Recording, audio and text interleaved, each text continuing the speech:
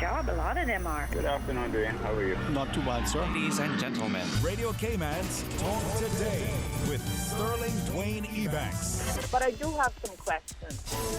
there are more questions than answers. Radio Cayman's Talk Today. If you're ready to talk, we're willing to listen. Well, I really enjoy this program today. Cayman Islands' foremost listeners participation program. May God bless every person.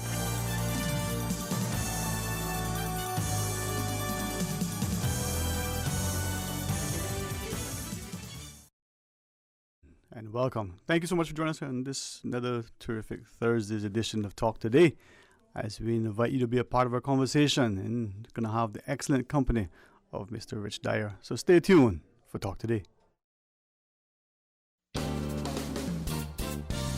Talk Today is brought to you by Fidelity Bank. For all your banking needs, visit fidelitygroup.com. Fidelity, we're good for you. Also brought to you by greenturtle.ky. Take a ride on the Green Turtle Express today. Download the Green Turtle app. The future of mobile. Saving lives today.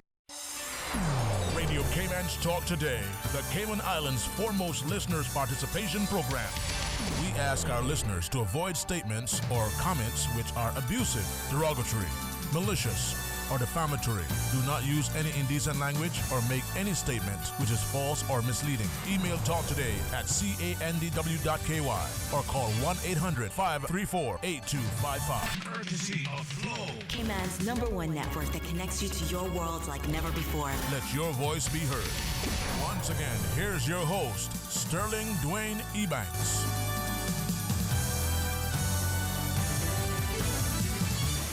Hey, good afternoon and welcome back. Thank you for joining us, and certainly want you to be a part of our conversation. 949-8037 or 1-800-534-8255. You can access the Flow toll-free line. Please go right ahead and send us your thoughts on our WhatsApp, 925-3261.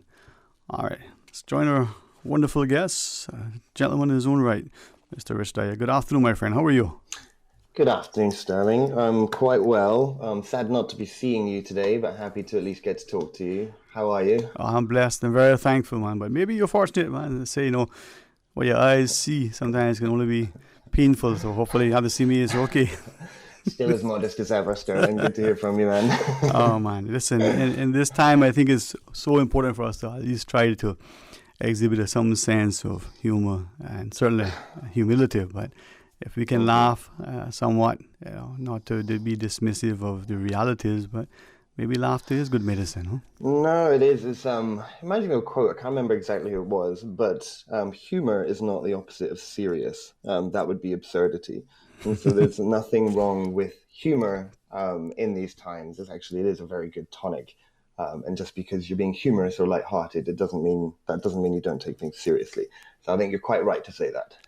Thank you for clarifying it. And now people hearing you say it, they realize it must be true and accurate. So I've missed these, Sterling. I just needed this lift.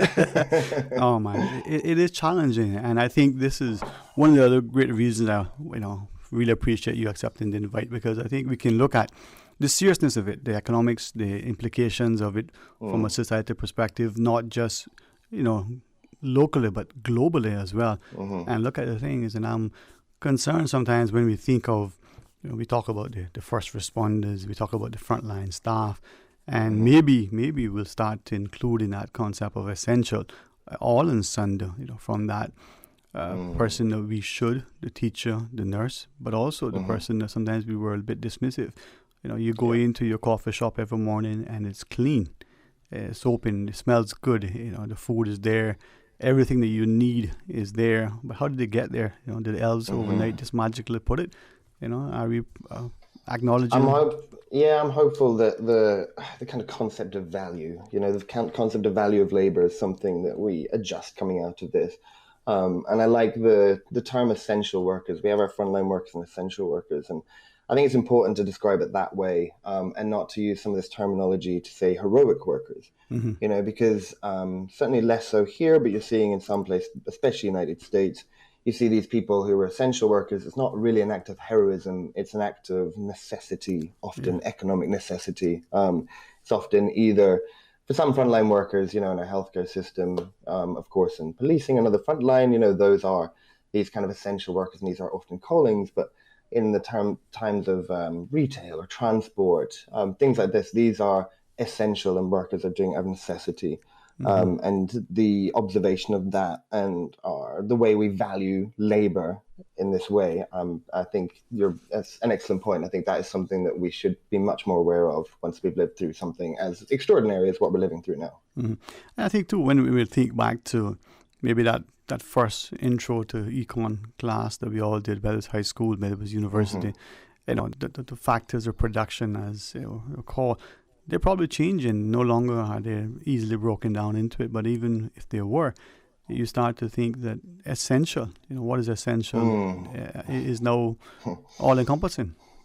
Yeah, it would be, I know the principles of economics, I would say, still apply, but it's which ism interprets the economics, right? So, what do we value? How is value judged, and how are things distributed? And often that comes to, I won't get into the politics of it, but often the isms are the things that define our interpretation of these economic models. And like I said, I hope we come out with some adjustment to whatever ism we end up with, which really recognizes that we see that we had misplaced value, certainly in labor in some ways, when we see what is actually essential and what is elective. Exactly. And you brought about isms and schisms, when we I think this might be the opportunity for the world, but if nothing else, for us as individuals, to start to think more about value and value added. And when we think back to not long ago, certainly within the last 2 or 3 decades, they started talking about value for money auditing and the like, and not just this thing of there were 5 paper clips here and today there are only 4. Let's find out what happened to that one. Did someone steal it? How was it used? Well, how effective was it used, as opposed to whether it was used or not in the appropriate manner. It's maybe it comes back to that old age-old adage, time. We all have the same amount of allotted time in the day. How productive is the utilization of that time? And when we measure that productivity, is it because we've made an extra widget, an extra dollar, or we've made a much more lasting friendship? We cemented that bond that now is unbreakable. Yeah, no, exactly. I think there'll be many implications on this where, obviously leading into this, we were also dealing with automation and massive changes in the labor market, and really structural changes, things like retail and transport, service industry, large aggregate employment industries. And we were coming into challenges that we weren't properly focused on, really. We hadn't made deliberate steps to address them despite it coming forward. And so, I think hope one of the remnants that we come out of this is things like this are paid more attention closely to. And I think that given the just extreme situation we're in, and the amount of time we have to contemplate these things, I think there'll be renewed conviction and focus on how we address these issues, whether it be value or whether it be benefits and rights for employees and across the entire economic sphere. Right. Okay, well, when we come back from our break, could we delve into that? Yes. I want to ask you to, make this a samba or a salsa or even, the tango, but you lead, and Susan and I will try to keep up. How about that? And sounds generous as always. Thanks. There you go, man. And I know we won't try to, certainly we deliberately try not to get into the politics, but I think as people would appreciate, you can't have economics and societal discussions without political ramifications, and you can't have political action without economic and social consequences. So as much as we'll try to divide the two, we won't deliberately bring them together. How about that? You got it. Sounds good to me. Rich Dyer is going to stay on the line. You are welcome to call in and share your thoughts, but we want you to be a part of our conversation. So stay tuned for Talk Today. Social distancing is crucial for our community to get back to normal. And never before has communication been so crucial. Keeping in touch with family, friends, and up to date requires you to stay in touch. Green Turtle offers the solution for both. Download the Green Turtle app now. Top up yours or a loved one's phone with any mobile carrier in any destination in Cayman. Phones delivered to your home, and with the new rewards program, you can even redeem points towards a new phone and other products. Download the Green Turtle app today. Green Turtle is not only the future of mobile, but today. it can help save a life. Hashtag Stay Home Cayman. Take a ride on the Green Turtle Express today. Download the Green Turtle app. The future of mobile, saving lives today.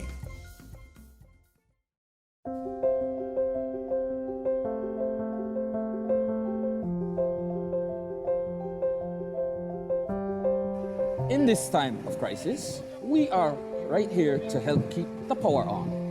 We are here to serve you. We are committed to ensuring that you have electricity. Without electricity, not many things will work. We are right here to help keep the power turned on. We are CUC. You can count on us.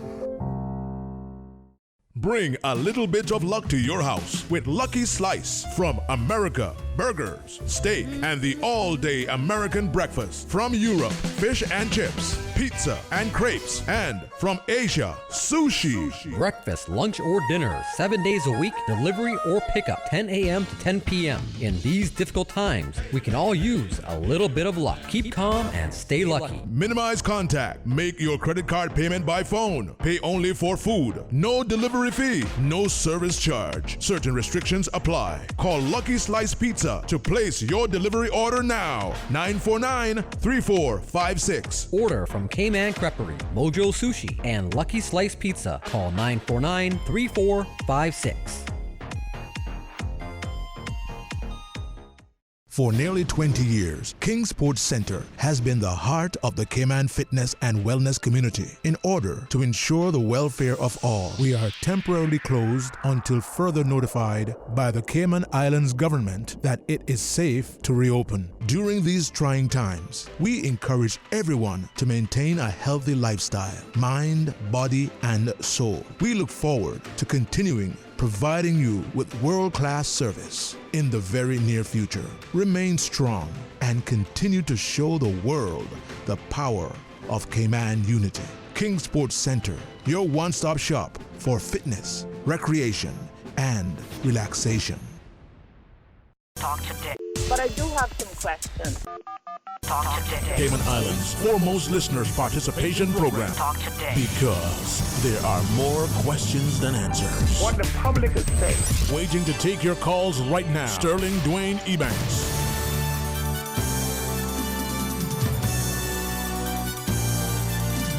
Hey, good afternoon and welcome back to Talk Today. 1-800-534-8255 is the Flow toll-free line.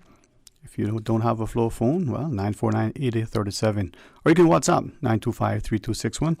Appreciate Mr. Rich Dyer joining us. All right, welcome back, man. Thanks so much for staying on and sharing your input with us. Yes, sir. Of course. So I think when we talked, Sterling, before, we said we wanted to just kind of discuss, analyze kind of the situations going on, right? And I think that would be something that would be really valuable right now. Is there's a lot of debate about prescriptions, right? What we should do economically, what we should do in terms of healthcare. You saw today there's even epidemiologists debating whether a lockdown is productive, although obviously, we see that it is, but there's so much debates about prescriptions, and I feel the one thing we should be doing additionally is really describing the situation we're in and giving a lot of clarity to that. And I think that's a really important step rather than jumping to prescriptions, right? That's often overlooked in analysis. And so the thing about this entire pandemic situation is the utter complexity, right? It's existential. It is something that none of us have ever experienced. We're ill prepared for, and there are multiple complex and threatening risks which are happening on multiple fronts. And I think we really need to be clear about all of them. The first kind of preface to this is there's fundamental things we don't know about what's going on. We don't know how much more widely this virus will spread, either globally or here in Cayman. And we don't know how quickly treatment, vaccinations will come, and we don't know how quickly safety will return. So we don't have a fixed endpoint, right? So those are two real points which we cannot answer now, which give always uncertainty about the situation we're in and about the things we should do about it. Just understand the current situation within that context. I kind of think that there are three fundamental things that are going on, three overall risks, and we need to be aware of all three. I think these days we are more and more so, but in the early days of this pandemic, governments and organizations were often focusing on one or two, and maybe not always all three. And the three, of course, are our health, our economics, and our lifestyle. And those are three distinct things that obviously overlap, but they're all very three important things. And if you want, I'll just walk through, Sterling, if you like, the kind of just a summary of those 3 points, and maybe we can just chat about that. Yes, please. Yes. So in terms of the three risks, right? First one, health. Although this is the most immediately threatening, this is almost the most frightening, really viscerally intimidating of the three risks. It's actually the one that we're most familiar with, and it's the most rational to us. It really gives us terror and heartache, these threats to health. The difference in this one, especially, is the separation we have from people who are sick. This is kind of part of a lifestyle change, but that's what makes it very weird. But sickness is something we're much more familiar with than we are with these other risks, which are slightly more unique to what we're used to. And like I reminded, it's not to downplay it. It is the one that's most immediately life-threatening, of course. It is probably the scariest one, but it's the one that we're probably most familiar with in terms of uncertainty, right? Mm-hmm. For this one in the short term, I'm going to be necessarily brief with that as to move to the other two. And then for this one, we have Dr. Lee and our government giving us really decisive, quick, and good advice. We have this clear plan, and we have good management and governance to follow here in Cayman. So in terms of the health risk, it's the major one, but it's really probably the least complex of the three. The second one I'll mention, because I want to end on lifestyle, is the economics, right? It's probably one of the ones which is well understood in a way. We can analyze the economics of it, right? Mm-hmm. I mean, we know the IMF, they've said this is the deepest economic downturn of our lifetime. And we know we're walking into a global recession. Okay, these are concepts, and these are things we can understand. We can see facts like, saw in the press today, a third of US residents didn't pay their rent this month. 1/3.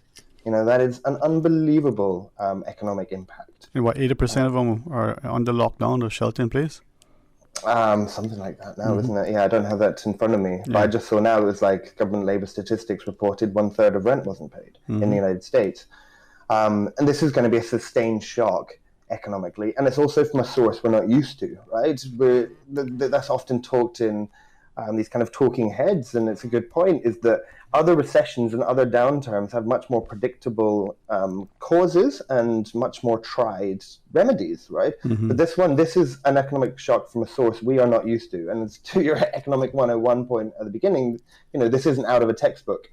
And so it's just further, enhances that complexity and uncertainty. If you look in Cayman, right, and I saw the summary from the chamber management, who outlined some of the specific Cayman issues, right? And these are just new things that we know economically happen and we have to address. And we have at least 7,000 people who will be unemployed in tourism. This could be as high as 11,000, depending on how you measure your statistics. We have expatriates in there who are unable to leave the island right now, who are here. We have reduced wages, and those will be stopping, and people will run out of money. We have other important industries, like construction has some 5,000 people, in real estate it was 900, and the chamber quoted arts and entertainment is 1,300. And they're just easily identified, labeled industries without even addressing the knock-on effect of all the other industries and all the micro-industries that, don't get covered in these wide aggregate statements. So this knock-on effect on employment, that is huge, okay? So that is this big economic risk we're dealing with. It's big. We were quite clear on it. And the third and final one I wanted to touch on was lifestyle, which is something that we're recognizing more, but it's probably the least understood one. And it's the one that we have to do the most homework and learning and learning on, because it's not the thing that we are as well prepared as we are with health and economics. In terms of lifestyle, the things that we should recognize are that we're being forced to stay at home, right? This is for the good of everyone, our civilization. However, we also recognize isolation, the removal of freedom of movement. This is something we use as human punishment. This is something which is recognized as torture of humans, right? Mm-hmm. So this is something we are voluntarily doing, but we can't remove the psychological effect if we understand what that does to people. There's also separation, right? The lack of touching, like not being tactile with each other, staying distance, right? We know we are gregarious creatures, sociable creatures. So it's further something that we are doing to ourselves, which is not natural, right? This isn't natural, the behavior we're having to indulge in. This is a lifestyle we're doing which is not normal. The stresses that come with that are extreme, right? And I'm sure everybody can relate to some overwhelming stress that they're going through in their life, in their personal life, with their family and friends, right? It's because this isn't normal. There's further lifestyle things, right? This concentration we have to have on staying safe, staying clean, washing. If you touch something, where do you put it? How do you do? The amount of concentration that takes is so exhausting, right? That's another thing we're doing while we're under these abnormal conditions we're in. So we're mentally so focused on this, and we have so many other things to be mentally aware of, right? And so it's just so overwhelming within this lifestyle category. And we're starting to see now, there's, it's not like nobody's noticed this. We're seeing lots of psychological materials coming out and people recognizing the real immediate psychological impacts they're having. There's psychologists talking about genuine risk of PTSD for this, for like the wider population. And so there's a big mix of all of that's going on. And then I just want to the last point on lifestyle to lead in is something, I might jump ahead, but in future, as we get back to what is going to be normal, right? When we're no longer isolated and locked down, whenever that's going to be, whatever it's going to look like, I think people will also find that to be an extremely weird situation because the return to normal is not going to feel as normal. And I think that's going to be another kind of psychological wave. Like, there'll be less touching. People will be less inclined to be close to people. People will be much more aware of people around them. We'll have formed these habits of utter cleanliness. We'll have got muscle memory and habits formed of the way we act with this hyper awareness of being safe and clean. Those things don't just switch off. And these things will feed into our society. So a return to normality will not feel as normal as we might think it will be. It will be a new normal. A new normal, and without sounding like the Berenger of Doom, I mean, that could be positive. It's not saying that we go back to this and that will be bad. This could have a positive effect. Like we said at the top of the show, some of the positives that could come out of this reflection and awareness of some of the things we might not have been doing correctly before. But these things will be coming. And so just to sum that up, I think it's really important for understanding where we are is there are three things happening. It's our health, our economics, and our lifestyle. They all overlap. They're all risks. They're all happening to us. And we need to be aware of all and address all of them. And they all impact each other, as you shared. Rich, we do have a caller, and I certainly want to pick up on some of the things you referenced. But let's go to the phone and join our caller. Good afternoon. Welcome. Thanks for calling. Good afternoon. Afternoon, sir. How are you? Very well. And yourself? I'm very well, thanks. Good afternoon to your guest. Good afternoon, sir. Good afternoon. Well, I wonder if you would give me the opportunity to discuss two items. It pertains to what you're talking about, to the measures that have been instituted by the government. Go ahead, sir. And also the pandemic that we're now experiencing. First, I just want to congratulate the Premier and his government on what they're doing. And I can't understand what people don't understand about a lockdown or a curfew. Nightly I'm outside listening to the radio, and people are just walking past my house as if there's no curfew. There's even a truck that comes down every now and then at 9:30 in the night, and you don't know where they're coming from. But I'd still like to congratulate the Premier and the Governor and all the people who have got together and instituted these things, because without them, I mean, we're just a small island. Can you imagine if the virus took us over, we'd be wiped out in a jiffy. So I think that they have done the right things, and all they have to do is adhere to them. But there's another problem that I personally have experienced, and other people have experienced and called me. I mean, I can't do anything other than just vent it. It has to do with the money transfer.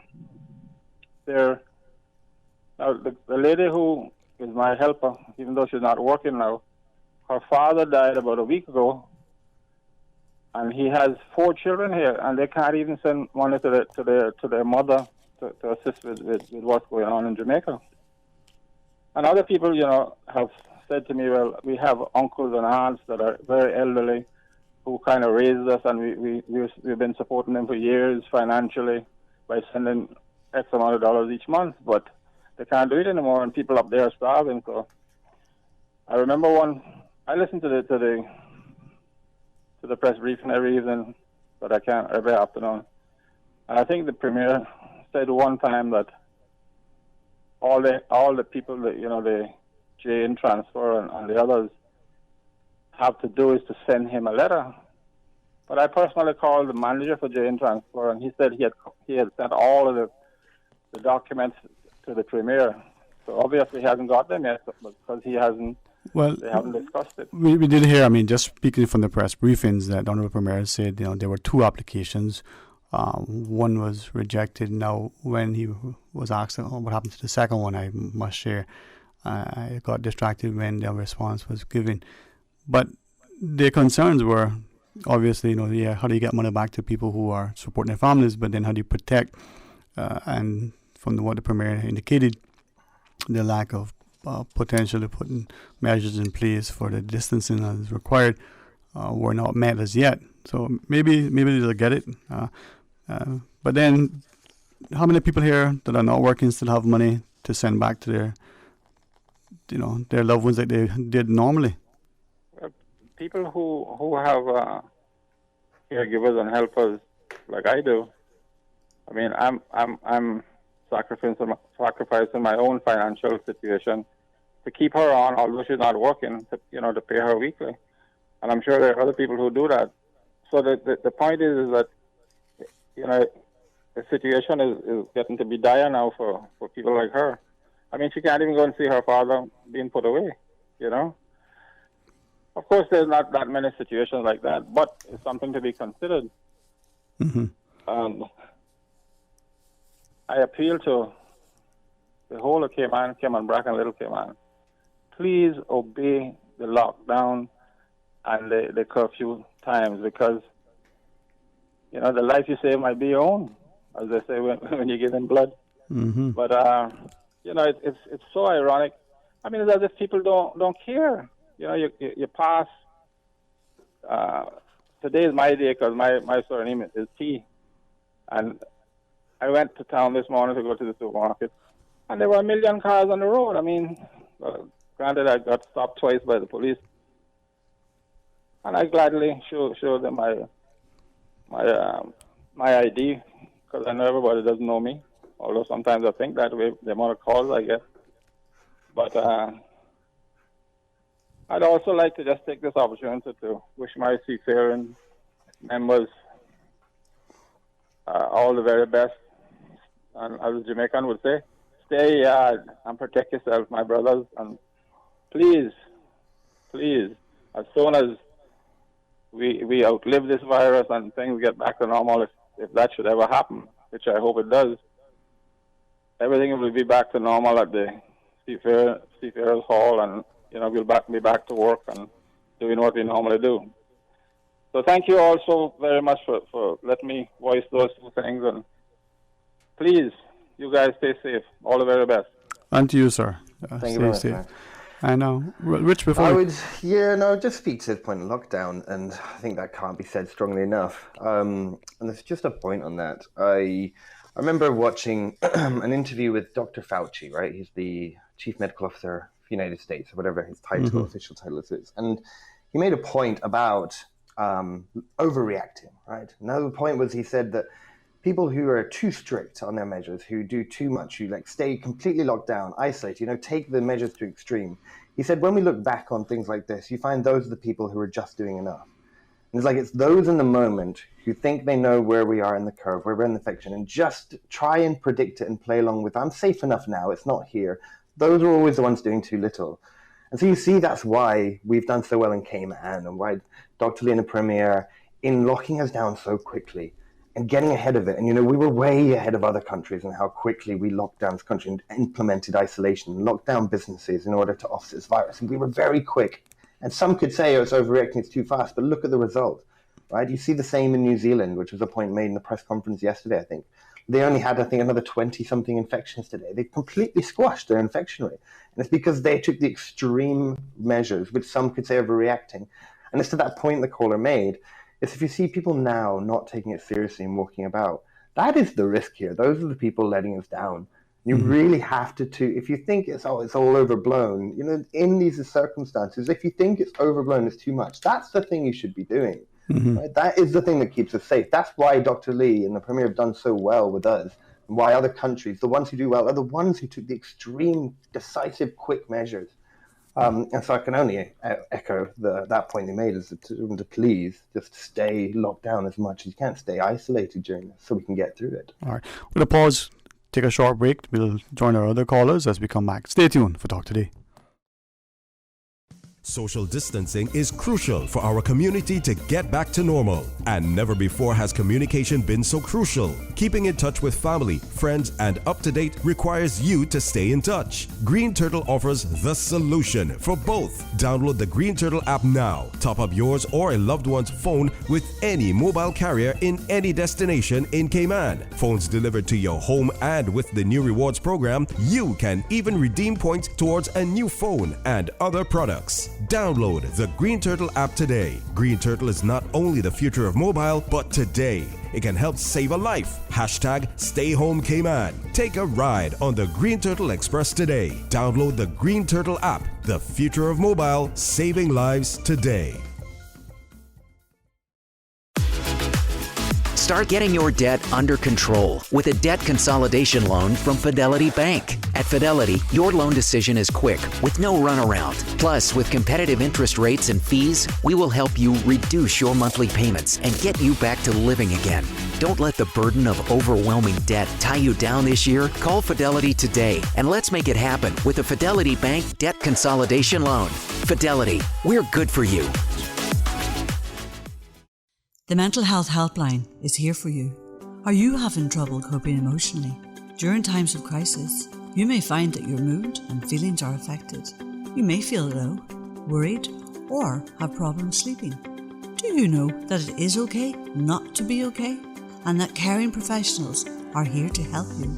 You can call 1-800-534-6463. Mind. Monday to Friday, 9 a.m. to 5 p.m. No credit? No problem. Stay on the line and your call will be transferred. This is a public service announcement from your Radio Cayman, your community radio station. Here are some coronavirus prevention tips. Home isolation means staying indoors and completely avoiding contact with other people. You need to do this if you have symptoms of COVID-19. If you are practicing home isolation, you should stay in a well-ventilated room with a window to outside that can be opened separate from other people in your home. Keep the door closed and use a separate bathroom from the rest of the household, if available. If you have to share these facilities, regular sterilization will be required. Consider drawing up a bathroom schedule for washing or bathing and have the isolated person using the facilities last. For the latest updates and information, please visit hsa.ky/public-health/coronavirus or gov.ky/coronavirus. Talk today. But I do have some questions. Talk today. Cayman Islands' foremost listeners participation program. Talk today. Because there are more questions than answers. What the public is saying. Waging to take your calls right now. Sterling Dwayne Ebanks.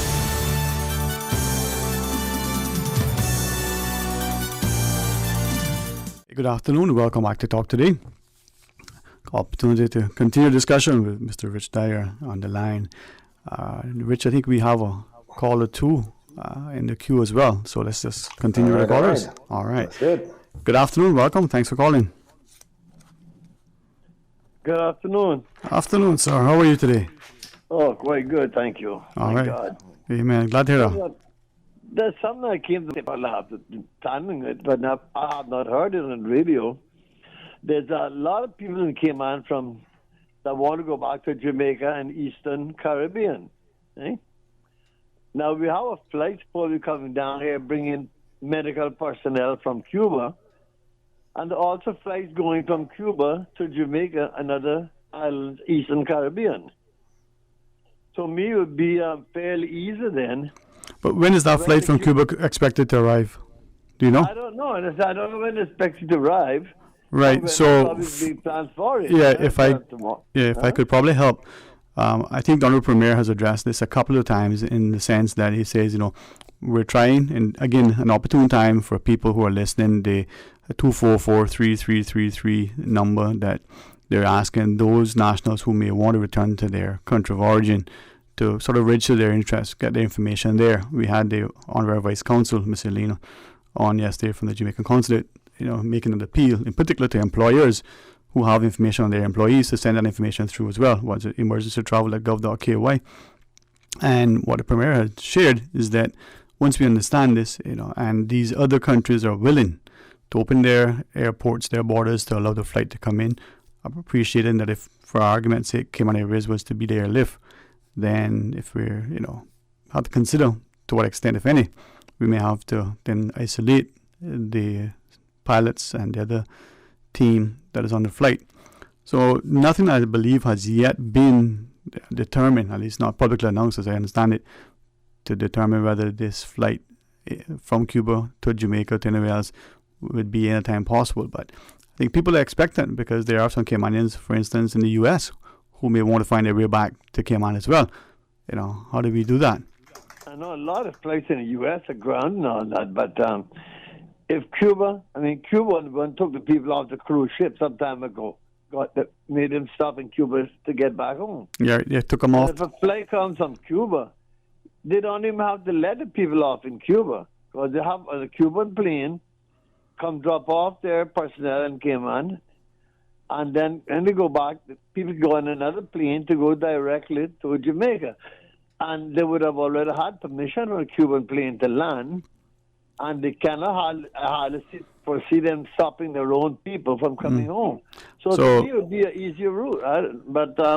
So maybe from your point, then, if that was feasible, then, you know, if there's a flight perhaps from Jamaica even that could come in here, pick up those who want to go back, as opposed to Cayman Airways taking it out, something to consider. But thanks for that. Maybe they'll look at it. And with that, let's take one more call before we go to the break. Welcome. Good afternoon. Hi. Good afternoon, Sterling. How are you? Very well, and I hope you're safe and well equally. Yeah. Thank the Lord for that. I'm not sure who your guest is, but good afternoon. Rich Dyer. Yeah, he's on the line, and a remarkable gentleman. Sterling's my biggest fan. Good afternoon. Good afternoon. I just wanted to point out something. I know that the exercise is between, 6:01 a.m. and 5:59 p.m. I just said 6 a.m. to 6 p.m., but anyway. Okay. If that's it, a lot of people are still on the roads exercising all past 6:20 in the evening on the East-West Artillery, along South Sound Road, along the Linford-Pearson Highway. I witnessed this because I have to collect an essential every day. So I see this happening, and I'm wondering, these people are wearing Fitbits and watches. Are they not, don't they know the concept of time and how long it's going to take them from point A to point B to make sure that they're not violating that curfew or that exercise time? I mean, we don't really need any more stresses. We don't need to have any more of our things cut back. I mean, what are they going to cut us back to 1 hour a day or 90 minutes once a week or something? I mean, people really need to be conscious of what the curfew is for, or the restriction is for exercise, and be done when it says to be done. I understand some might find that, curfew ends at 7, but that's not the point. The point is exercise ends at 6. And they need to be told this, and I don't see any police cars on the Linford-Pearson Highway or down the South Sound stretch or down the East-West Artillery around that time in the evening to even checking. I'm not trying to highlight people doing it and get them in trouble, but seriously, you all are not making it easy for those of us that are complying. If we're complying, why are you not complying? All right, well, thank you very much for that. And Rich, that's some of the things we could probably pick up after the news break. But as you were sharing the conditioning as well and the behavior, any thoughts before we go to the news? Yeah, I just would say here to that lady caller as well. I think what we're hearing from concerned callers is correct, is that people need to take all of these instructions very seriously. We need to follow the advice of Dr. Lee and the Premier. This is no time for making your own rules and deciding that you know better. Under this, we follow our public health and our government leader. And I think under these circumstances, anybody who questions otherwise is foolhardy. I think that's the word to perhaps use, But there is things that we can look at because I think it's going to change. All right, we're going to head to the headline news when we come back. Rich, looking forward to continued discussion. I've got a couple of things to maybe ask of you, but we'll see. Stay tuned for Talk Today. Today's biggest news. Radio K-Man. It's only 2 species that we have, on the island. Generations present. Your voice, your choice. For today's biggest news. Access. Local, regional, international, this is headlines from Radio Cayman's newsroom team. Today's biggest news. The Registrar of Non-Profit Organization, NPOs, is advising charitable entities in the Cayman Islands to protect against fraudulent activities during the coronavirus pandemic. In particular, the Registrar is warning against falling victim to medical and false advertising scams, illicit investment opportunities, phishing schemes and fundraisers for illegitimate NPOs. The Registrar, which falls under the General Registry Department within the Ministry of Financial Services, issued its advice in accordance with a recent statement by the Financial Action Task Force, the global regulatory body for anti-money laundering, counter-financing of terrorism and counter-proliferation financing measures. Good afternoon, I'm Dion Anglin with your headlines and news elsewhere. An American civil servant whose disclosure of an affair between Bill Clinton and a White House intern who nearly brought down his presidency has died. 70-year-old Linda Tripp passed away after suffering from pancreatic cancer, her family told U.S. media on Wednesday. Recordings Ms. Tripp made of conversations with Monica Lewinsky became central to the 1998 impeachment trial of then-President Bill Clinton. And 3 new crew members have arrived at the International Space Station after a launch carried out under tight restrictions due to the coronavirus. The Russian Soyuz rocket took off from Kazakhstan today. Pre-launch protocols were changed to prevent the virus being taken to the International Space Station. Only essential personnel were allowed at the launch site for the blastoff. That's a wrap of your headlines. I'm Dion Anglin. Stay in touch with Radio Cayman for the latest in news and information.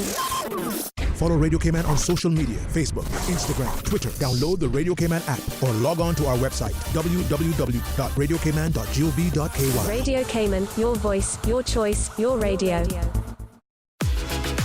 Start getting your debt under control with a debt consolidation loan from Fidelity Bank. At Fidelity, your loan decision is quick with no runaround. Plus, with competitive interest rates and fees, we will help you reduce your monthly payments and get you back to living again. Don't let the burden of overwhelming debt tie you down this year. Call Fidelity today and let's make it happen with a Fidelity Bank debt consolidation loan. Fidelity, we're good for you. Talk today. But I do have some questions. Talk today. Cayman Islands' foremost listeners' participation program. Talk today. Because there are more questions than answers. What the public is saying. Waging to take your calls right now. Sterling Dwayne Ebanks.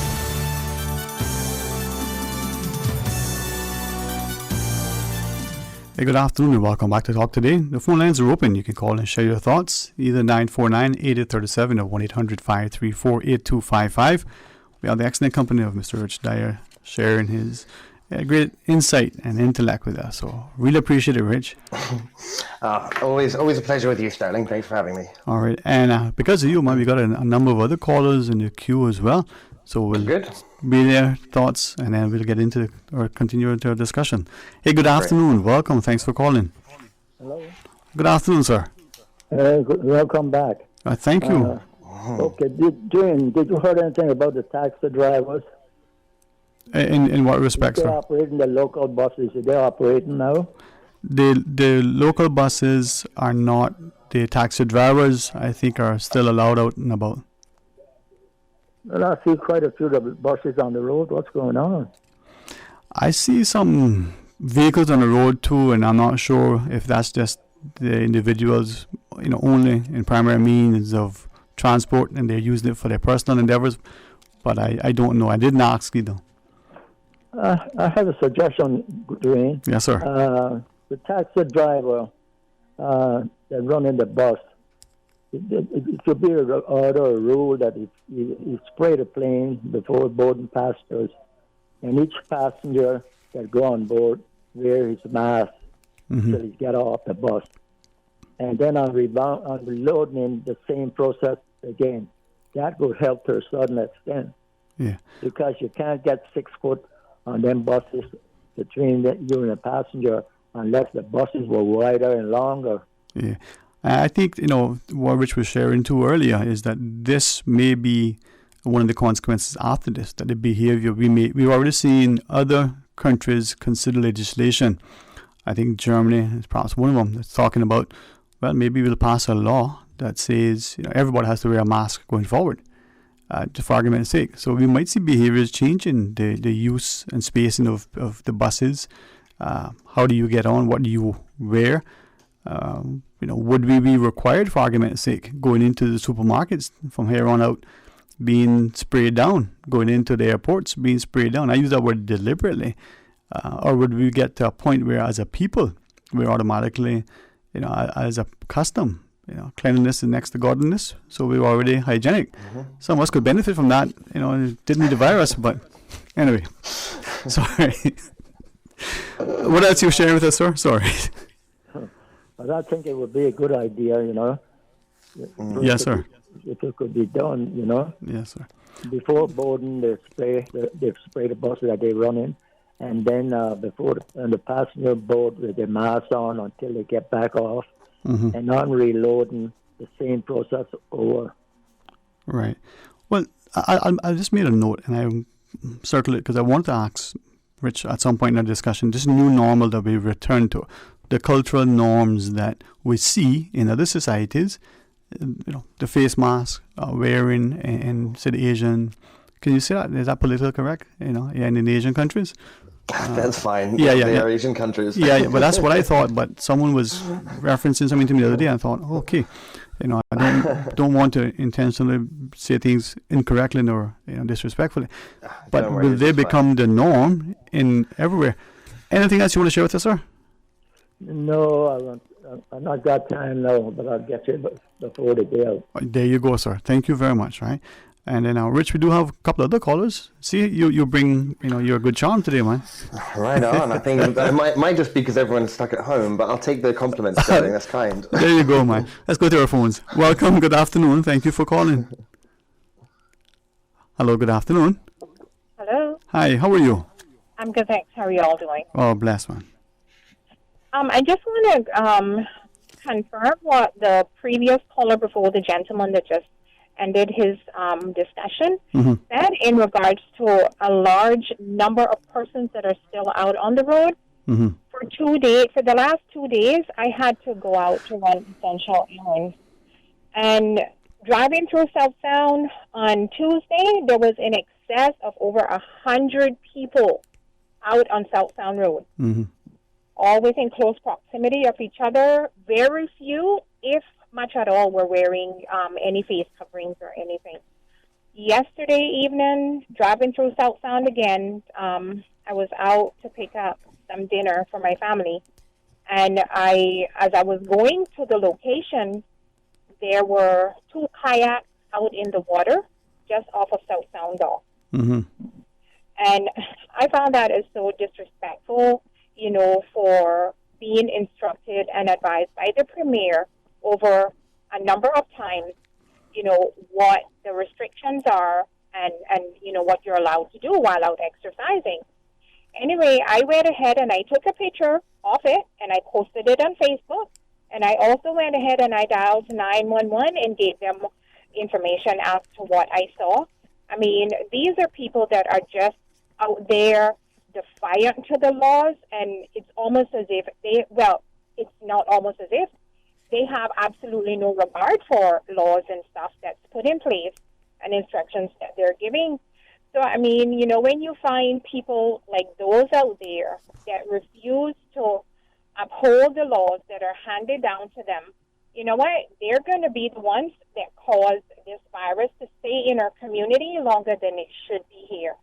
So, you know what? People just need to say, you know what? Yeah, it may be an inconvenience for a period of time, but you know what? the faster we can get this away from here, then the faster we can open our country back up. So, I just want to appeal to each and every individual out there. Please follow instructions that you're given, that we can get back to some normalcy sooner than later. And, we don't cause unnecessary death that we should not be incurring here in these islands at this time. Thank you, gentlemen. Have a good afternoon. All right. Thank you very much. Sterling, I would speak to this and say that, again, just completely agree with what the caller says. And to build on the point you made there, it's not just the law and what we're being told to do. There's a genuine principle of solidarity and community here.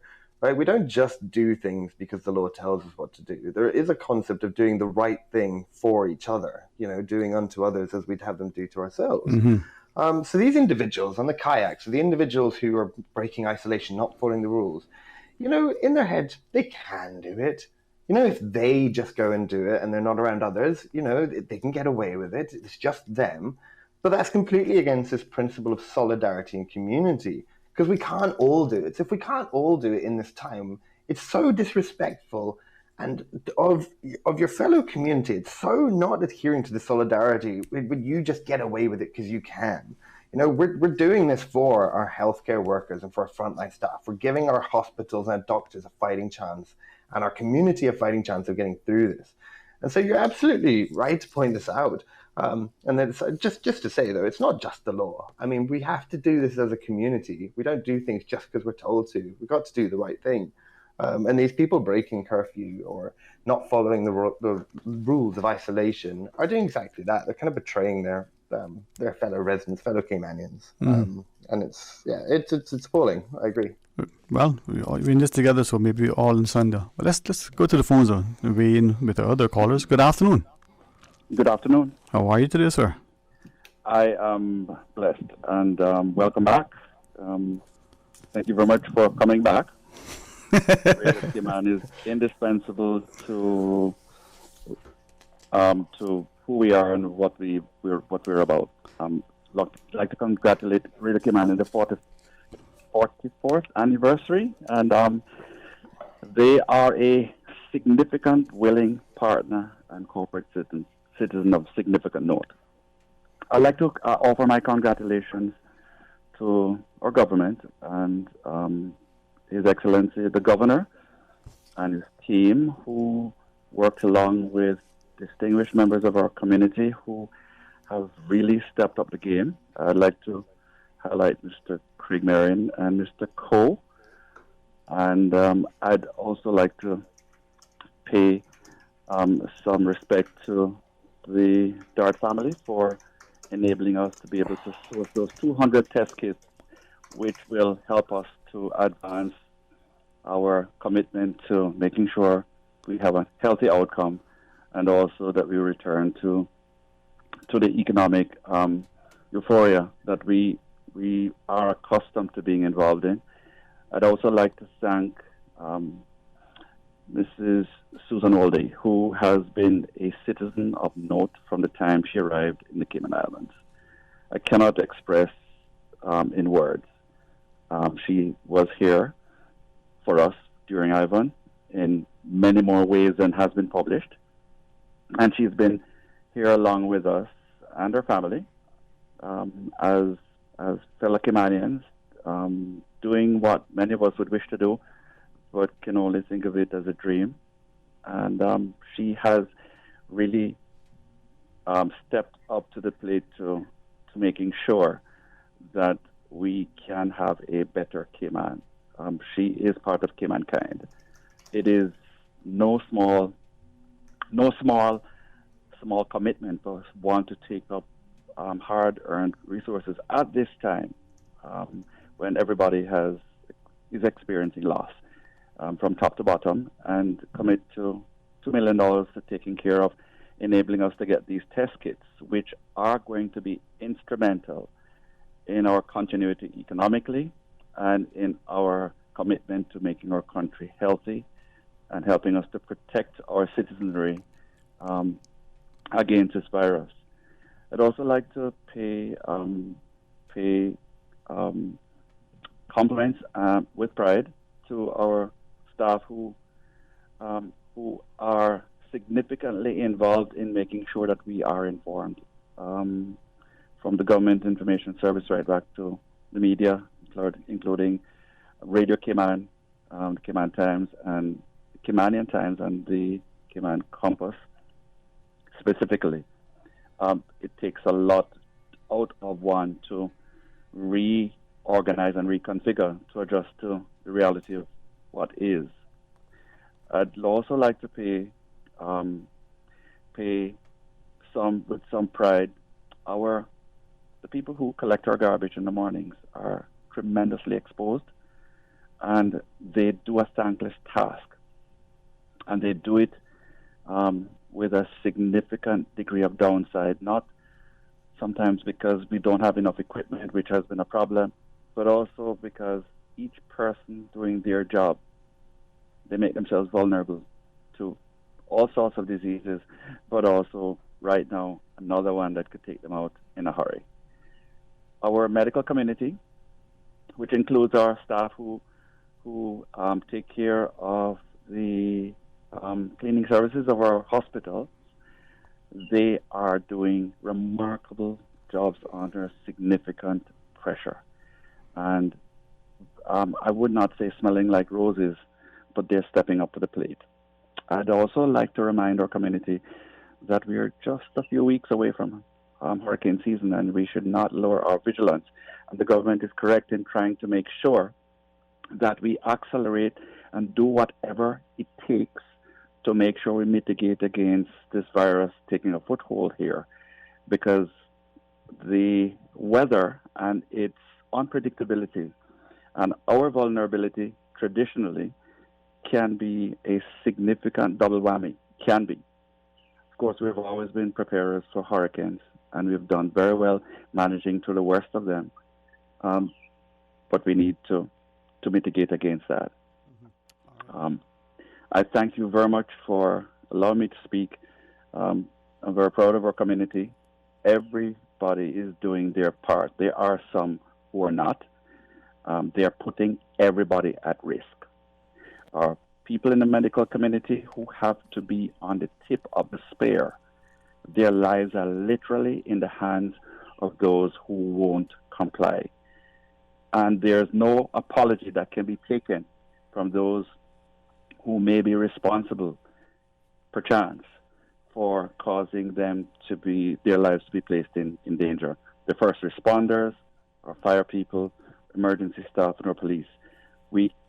If you do not comply and you are an instrument of contamination, we hope you will be dealt with. Our community has done well. We need to look out for our elderly and make sure that they're taken care of. There are many who are challenged to take care of basic needs, and we should be mindful of that and try to work in any way to help to mitigate against that. Thank you very much for coming back, and I'm grateful for Mr. Smith for taking his time out of his life to stand on the left side, on the left seat. All right, well, thank you for sharing, man, and hopefully Mr. Patrick will be able to join us more often. Thank you, Rich, respectfully to you and the callers. We do have another break, so let's just quickly pause, and when we come back, more talk today. Social distancing is crucial for our community to get back to normal. And never before has communication been so crucial. Keeping in touch with family, friends, and up to date requires you to stay in touch. Green Turtle offers the solution for both. Download the Green Turtle app now. Top up yours or a loved one's phone with any mobile carrier in any destination in Cayman. Phones delivered to your home, and with the new rewards program, you can even redeem points towards a new phone and other products. Download the Green Turtle app today. Green Turtle is not only the future of mobile, but today it can help save a life. Hashtag Stay Home Cayman. Take a ride on the Green Turtle Express today. Download the Green Turtle app. The future of mobile, saving lives today. When you've got boxed in your freezer, there's no need to stress. Just heat it up, cause we've done the rest. Get boxed, it's local. Get boxed, it's tasty. Get boxed, it's easy. Get boxed. Boxed meals are available in the freezer aisle at all major supermarkets, or stay at home and take advantage of their free home delivery with any order of $100. Visit boxed.ky for the full menu. Order at wholesale at catering.ky or call 326-3937. Preventing dengue is as simple as preventing mosquito bites. Use a mosquito repellent, wear protective clothing, and stay indoors during early dawn and dusk when mosquitoes are most active. Control the places around you where mosquitoes breed. Remove stagnant water in outdoor and household settings. As a weekly habit, persons should change the water in vases, clear the water in saucers under potted plants, and ensure air conditioner drip trays are free of stagnant water. Outdoor objects capable of holding water should be kept empty and preferably disposed of or put into dry storage if not used. These include open bottles and tins, watering cans, buckets, empty paint tins, and old vehicle tires. Do your part to control the spread of dengue. The dengue virus is an infectious disease transmitted through mosquito bites. Symptoms may come on as early as 4 days or as late as 3 weeks following an infection. There is no vaccine or specific medication to treat dengue. Symptoms of dengue include high fever, headache, pain behind the eyes, joint and muscle pain, and rash. If persons have any of these symptoms, they should go to the nearest health center or hospital. It is advised to drink lots of liquids and avoid medication that contains aspirin. This is a public service announcement from your Radio Cayman, your community radio station. Here are some coronavirus prevention tips. Home isolation means staying indoors and completely avoiding contact with other people. You need to do this if you have symptoms of COVID-19. If you are practicing home isolation, you should stay in a well-ventilated room with a window to outside that can be opened separate from other people in your home. Keep the door closed and use a separate bathroom from the rest of the household, if available.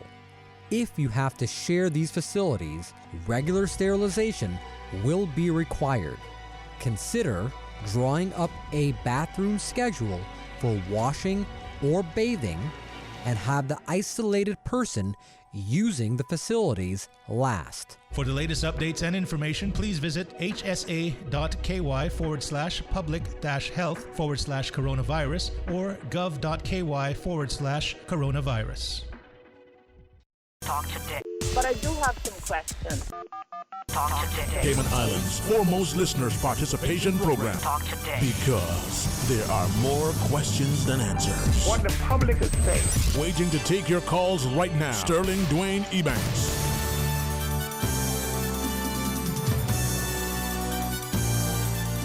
Hey, good afternoon. Welcome back to Talk Today. Thanks for joining us, and thanks equally for Mr. Rich Dyer for sharing, greater part of this afternoon with us. So, Rich, thanks for hanging on and keeping my company on, but keeping us informed as well. Always a pleasure with you, Sterling. All right. Now, I know there were some things that you were sharing earlier with respect to the sort of the three risks of the health, the economics, and our lifestyle. We do have some other callers who are weighing in, but I want to come back at some point to talk about the cultural norms and the impact potentially of some of the things that we're doing and the habits that we may form that may result in this new normal that we have. But let's join our callers for a second. Great. All right. Good afternoon. Welcome. Good afternoon, Sterling. Good afternoon, sir. Welcome back. Thank you, and I pray you and everybody doing well. Yeah, we're doing well, and I want to, first of all, thank my government for doing what they're doing, and I think they're doing it very well. All right. I'm glad to see you back, and glad to tell you that you left a guy in charge that did an excellent job. Thank you. We think so as well. Glad to know that he was well received. He's a remarkable young man. Next time I see him in church, I'll be able to tell him. All right. But I hope that will be very long from now. I hope not. But regardless of what takes place, our God is in control. Amen. He's not forgotten. He's not ignoring us, but He is answering our prayers as He do to all those who call in sincerity. And thank you for coming back, and thank our Lord for all his blessings on us. Amen. And that's all I have to say for today. See you later. Thank you, sir. God bless you and your family. And let's take one more. Welcome. Thank you for calling. Good afternoon, Dwayne. Hey, good afternoon, man. How are you? I'm fine. How are you doing? And good afternoon to your guest. Oh, good afternoon there. How are you doing, sir? I'm all right. Dwayne, you see, I am not a fan of any government before or in the future. I always show what is the negative in every government come to this island. And I will continue doing that. But today, is not the time to say any of those negative of this government. Today, we want to thank the government for what they are doing. And really, they surprise me for the effort the Honorable Premier doing and the members of the government, the governor, bringing 100 and some thousand test kit to a small island like this. Right, but just interject, that also shows the wonderful, not just the resolve, resilience, but the spirit that is within the community. So the partnership of all of the individuals, from those who were able to write the checks to those who were able to source and leverage their connections. So you're right, that partnership should continue. And I really publicly will thank the DART group for what they done, what they offer. And I think all the members of the community, the business people, they should get example of that and start to do something right to the poor individual in this country. But with that, though, let me ask. Well, go ahead. I'm going to say something about it. I'll come back to it. Go ahead, in case I put you off and you forget your point. Yeah. So I think today I am urging first the business people, the people who have wealth and money, to contribute and give the government the strength and effort and contribute some money to help the government fight this virus. Also, it is the duty of the churches in this island to go in their bank account and use some of the God Almighty money they are putting in their bank account to use for those poor people in this island. It's enough. They are collect millions of dollars already. They need to use some of that to help the struggling class people in this country. Right. And they are plenty. Yeah. Now, with that, I think as you were sharing, and certainly Rich, you jumping at any point, but as we're thanking people, DART, I think, for organizing, Mrs. Oldie, Mr. Cole, Mr. Marion, and all of the individuals who played a role, some publicly and some perhaps not so. But to your latter point with the churches stepping up and the other organizations that are not, part and parcel of government. But when we look at the government, whether it's the elected political leadership, whether it's the appointed, civil service mechanisms or what we have in place, I agree with you. It is not an opportune time to be playing politics. But may I ask the question, should we not still be cognizant of past behaviors, of, current behaviors? Should we not be mindful of the need now to make sure there's a greater sense of responsibility and accountability? And as a citizen, individually, but collectively, to be, involved, to ensure that we're informed, to ensure that we understand exactly what is transpiring so we can play a more active role in our own governance as opposed to just allowing the government, whatever that may look like, whoever, may occupy those particular seats, to just, do as they wish, seemingly. Yeah, Dwayne, look, I have today a suggestion, and I hope you carry that suggestion to the Honorable Premier. But next time we have dinner, play dominoes, I'll carry for him. Put it under him. and to every member of the legislation assembly. Mm-hmm. They need to show they love this country.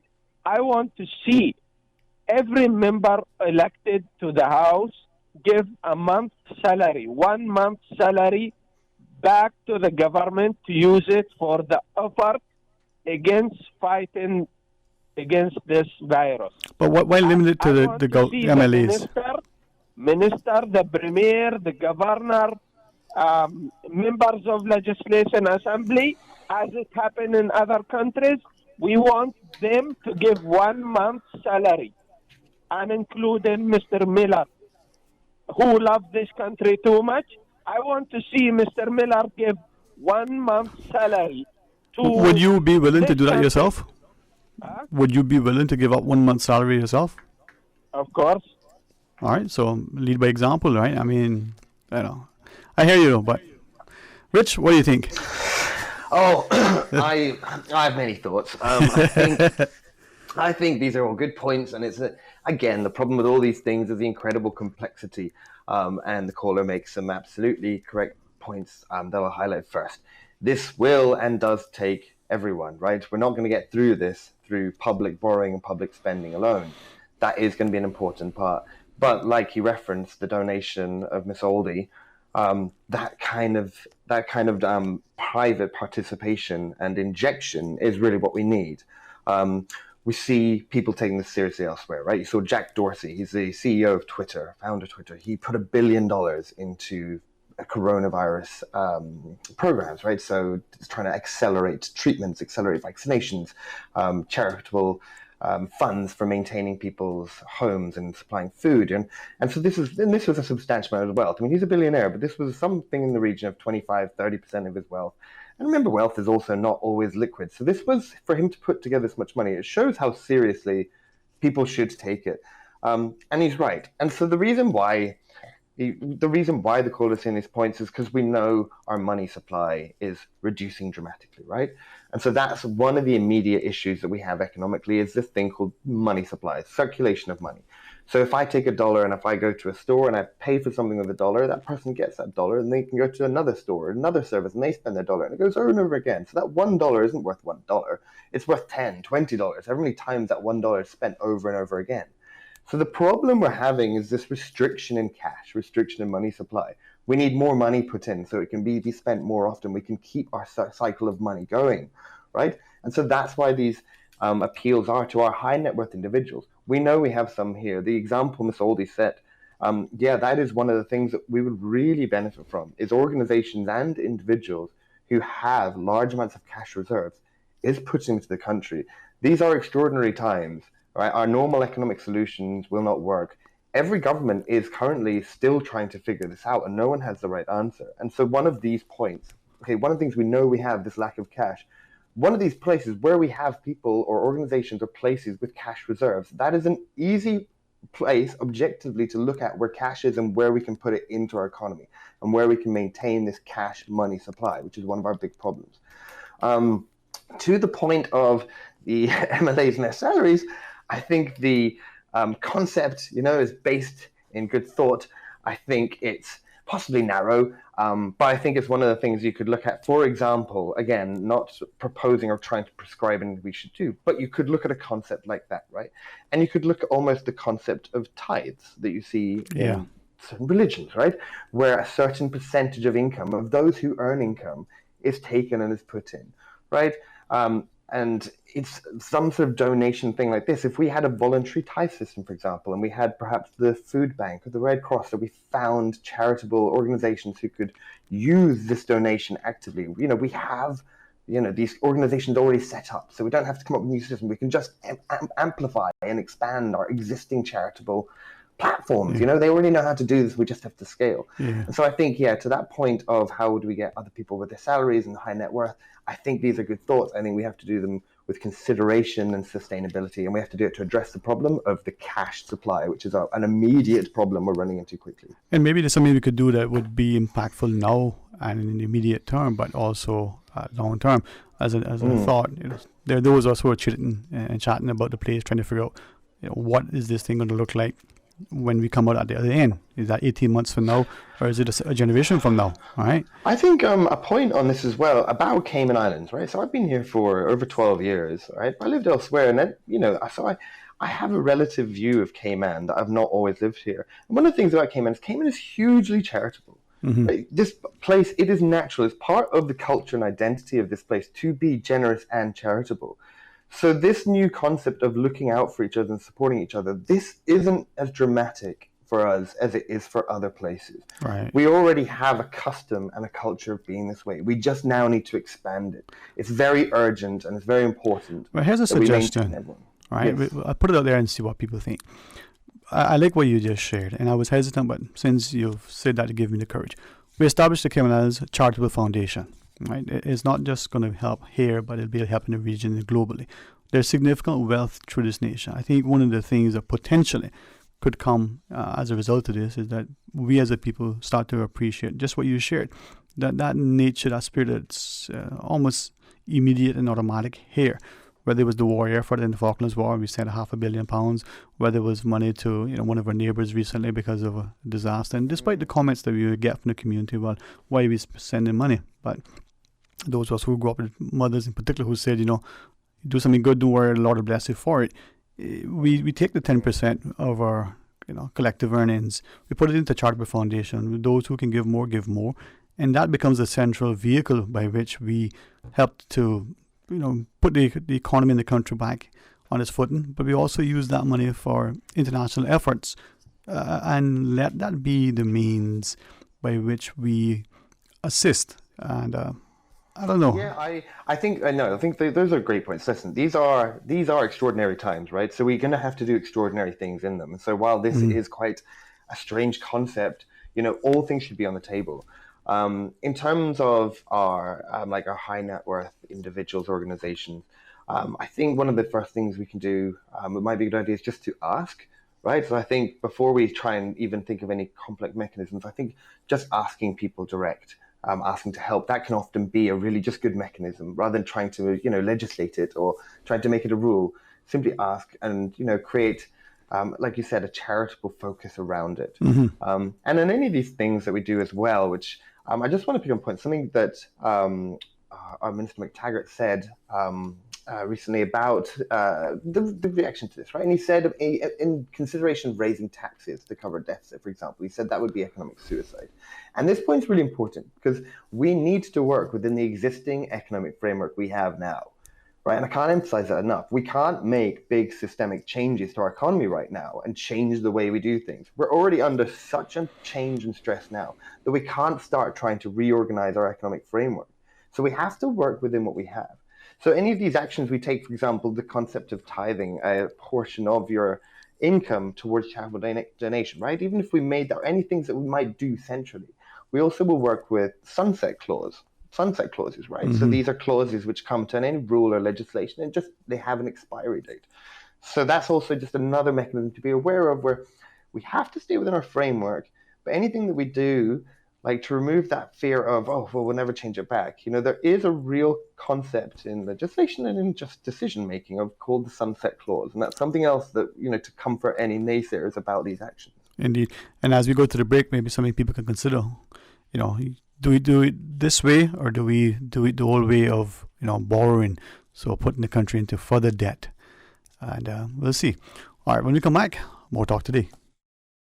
Social distancing is crucial for our community to get back to normal. And never before has communication been so crucial. Keeping in touch with family, friends, and up to date requires you to stay in touch. Green Turtle offers the solution for both. Download the Green Turtle app now. Top up yours or a loved one's phone with any mobile carrier in any destination in Cayman. Phones delivered to your home, and with the new rewards program, you can even redeem points towards a new phone and other products. Download the Green Turtle app today. Green Turtle is not only the future of mobile, but today it can help save a life. Hashtag Stay Home Cayman. Take a ride on the Green Turtle Express today. Download the Green Turtle app. The future of mobile, saving lives today. Attention landlords and property owners. Now is the time to register for an online account with Water Authority. As we all continue to shelter in place to prevent the spread of the coronavirus, having an online account means you can easily view your bill and make emergency service requests from the safety of your home. Email the Water Authority customer service team at info@waterauthority.ky today to register for your online account.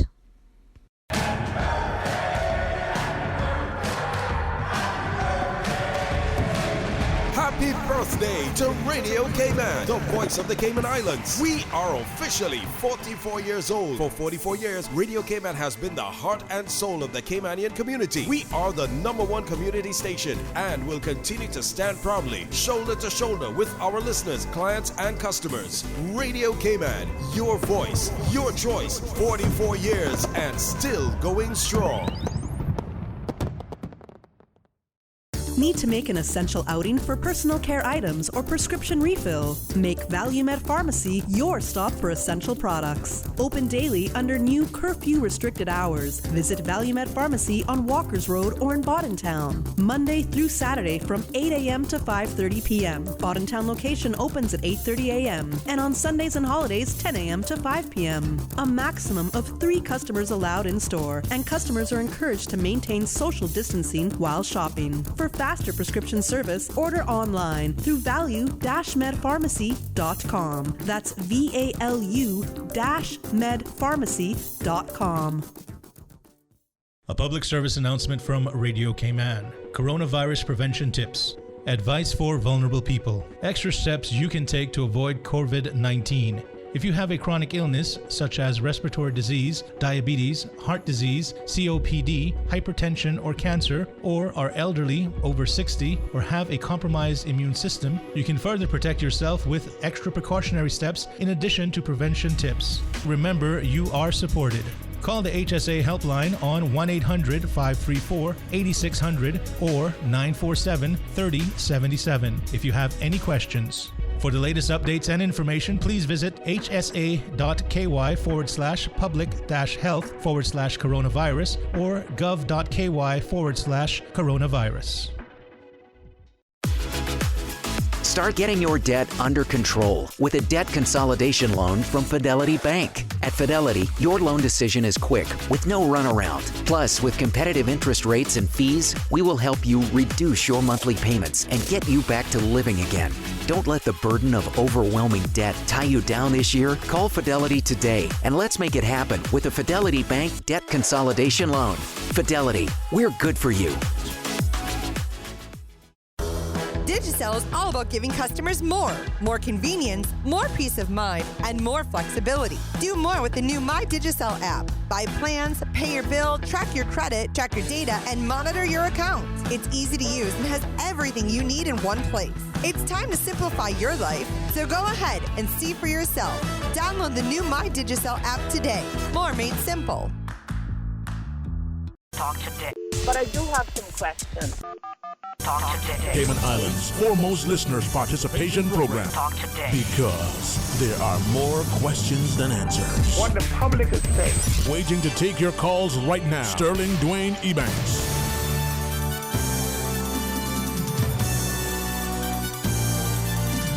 Hey, good afternoon and welcome back to Talk Today. Thank you for joining us. And a quick reminder that at 2 p.m. we're expecting the daily press briefing, and as Honorable Premier referenced yesterday, unless something significant transpires, there'll be no press briefing on Good Friday and on Easter Sunday as well. Rich Dyer still with us, man. Thank you for your continued participation.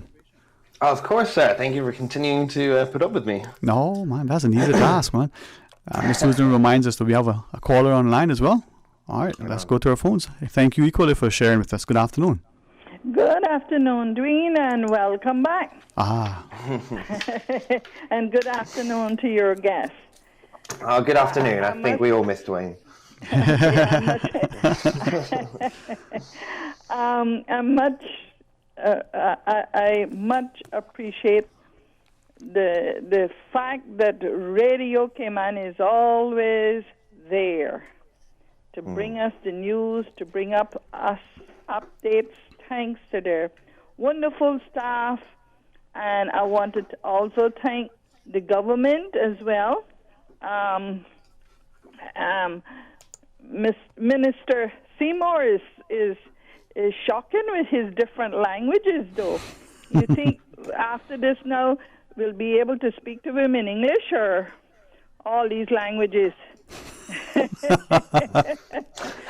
he's doing pretty good. He's doing pretty good.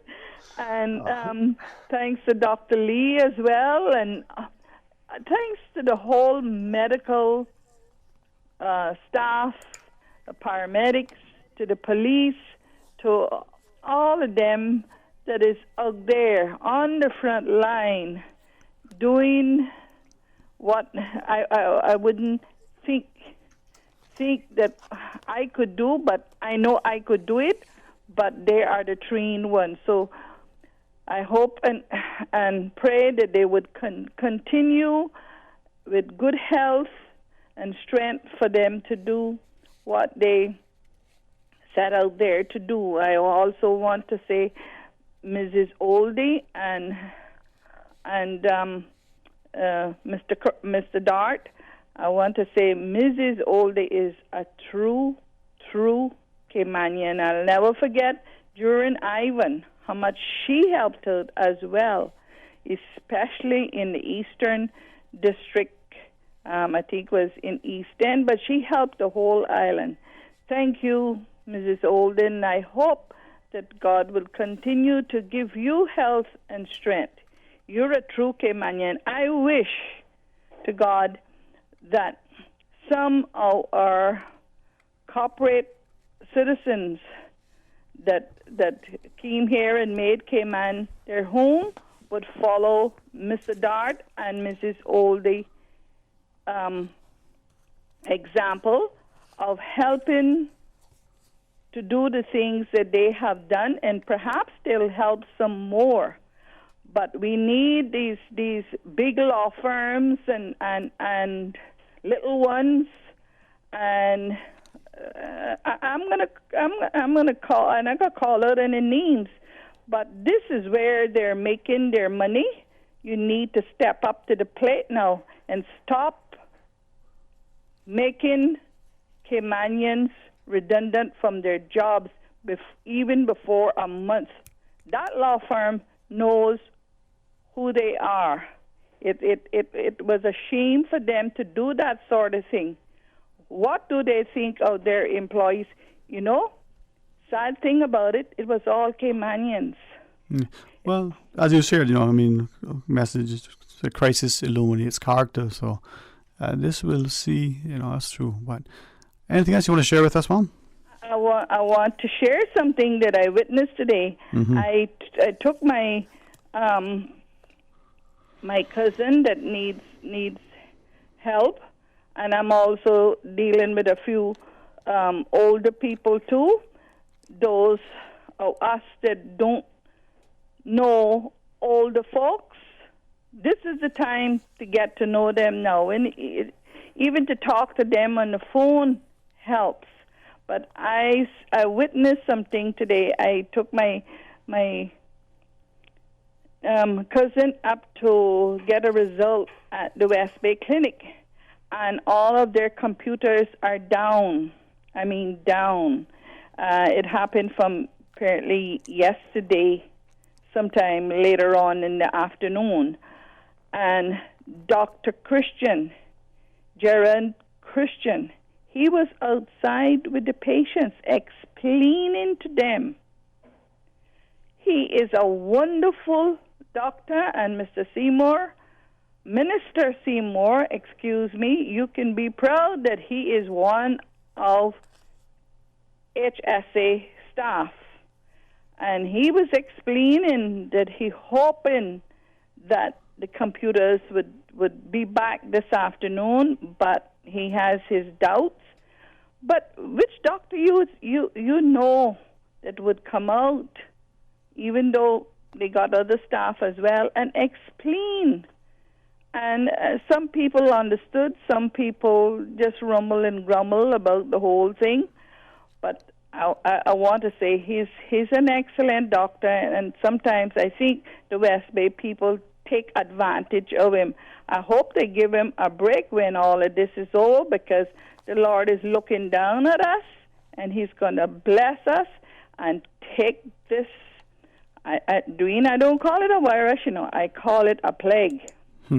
Take that away from us, and I hope that Minister Seymour would give him and Dr. McLaughlin and Dr.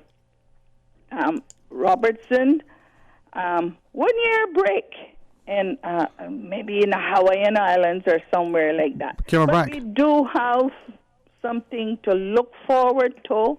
Tomorrow is Good Friday, and let us be mindful of what Good Friday should mean to all of us.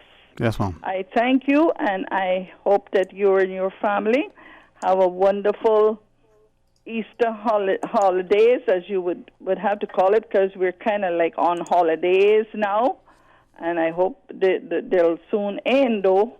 But we got to do what we have to do to, be mindful of everybody, and their whereabouts and things like that.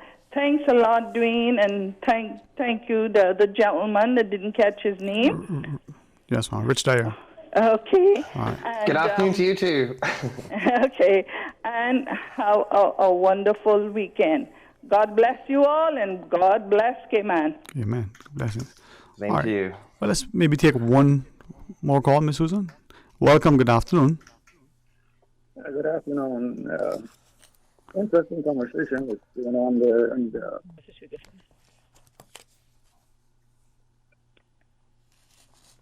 yes, sir. Conversation that is going on there, and your guest, Rich, and it seems to me that I believe he made reference that he didn't really realize the level of benevolence that's in the Caymanian community.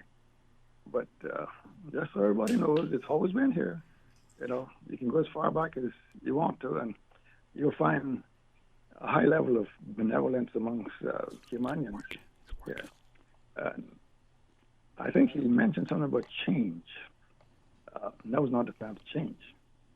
But if you look at that from a little different angle, now could be the time to sort of do a course correction as to where we've been going. And that relates back to lifestyle, I think, that came in for discussion. Maybe what we've been doing may have been contributing to a sort of false lifestyle that is really, maybe in reality, not really maintainable. But, in reference to change, I think, and you can't, one thing that, they say is that when you strive for perfection, that perfection is the enemy to progress. So I think that at this point, it could be advantageous for the whole community. And when I say the whole community, I mean everybody that's in here, to just think about, maybe do we need to do a little course correction here. And I like the benevolence that was manifested yesterday when the governor announced it. There are many others in this community that I would say have got the ways and means to make that kind of benevolent contribution. Mm-hmm. They probably didn't have it when they came here, and they've attained it on the foundation that was created here. So maybe they would like also to step up, as the last caller said, step up to the plate and do something that would be a great contribution to the Cayman Islands community. And your guest there, Rich Dyer, what is he, or what's his forte? Modest, if nothing else, but rich. I mean, your forte. Hello, sir. Yeah, just to clarify on your point there as well on benevolence, I was just saying that having been here for over 12 years, it was something I've seen elsewhere, that there is less charity and less benevolence in the community than seen in Cayman. So I wasn't saying that it had not existed before, that it was a surprise. It's one of the things I fell in love with, like many things, when I moved here. And in terms of my background is I did my master's in applied research. And I did my thesis, I wrote on phenomenology in organization. And phenomenology is kind of simply is the practice of creating objectivity out of the abstract, so making sense out of disorder. And it's a really useful concept in research where things are we're using with highly complex situations and interpreting them and trying to create ordered output and ordered recommendations. And so I think there's one reason why I'm here for that, but I think also Sterling just likes talking to me and making fun of me, so he invites me back. No, not at all. Actually, I joke. Yeah, I know, to Mr. Banks' point, but talking to people like you, it's not just refreshing, it's educating, because I get to appreciate things. If I read something, like you said, you make order, as old people say, make sense out of nonsense, pick sense of nonsense. And it was in today's conversation, as Cameron said at the beginning, it's like there was so much prescription and recommendations being made by so many. And really the point, I think what we've done quite well today so far is to just describe what's going on, just to make a description of what it is. We've been very light on trying to recommend what we should do, because one of the real importance is to create order and an understanding of all this complexity and all that's going on. How can we define it and make it understandable to ourselves? Yeah, and as you shared, the health, the economics, lifestyle, 3 separate and distinct risks, but interline. Yeah. We even really enjoy working in threes, and so that's just that as a concept of ordering things like that. It's really instructive, and it's something that just appeals to our human nature. Indeed. Mr. Banks, sir, anything finally you want? We have the...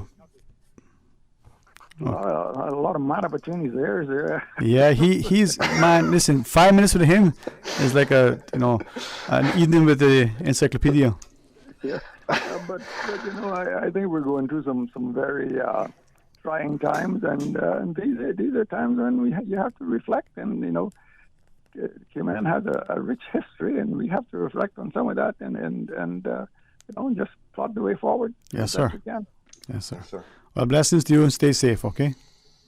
All right. Now, Rich, I know, and again, while you're talking to me, you're working and making things run. I know you got to go soon. We have the break. We have a couple of the callers. Miss Susan, what do you want us to take? One more quick call? Yeah, she's the boss here. All right, let's go quickly to one call. And all right. Hello, good afternoon. Hi, good afternoon, Joel. How are you? Joel is probably doing pretty good, yeah. I just have one concern. I'm not going to be very long. Some of these institutions, first, congratulations to the Premier and his team for doing such a wonderful job to keep the corona down.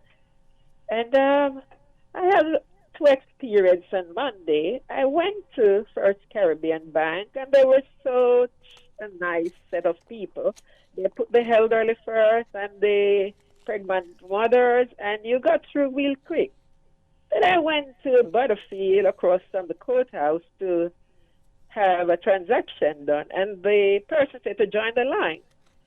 It was a representative from the bank, because he has a T-shirt on. And I said, those elderly supposed to go first, pregnant, and the other set of people. He was saying, join the line.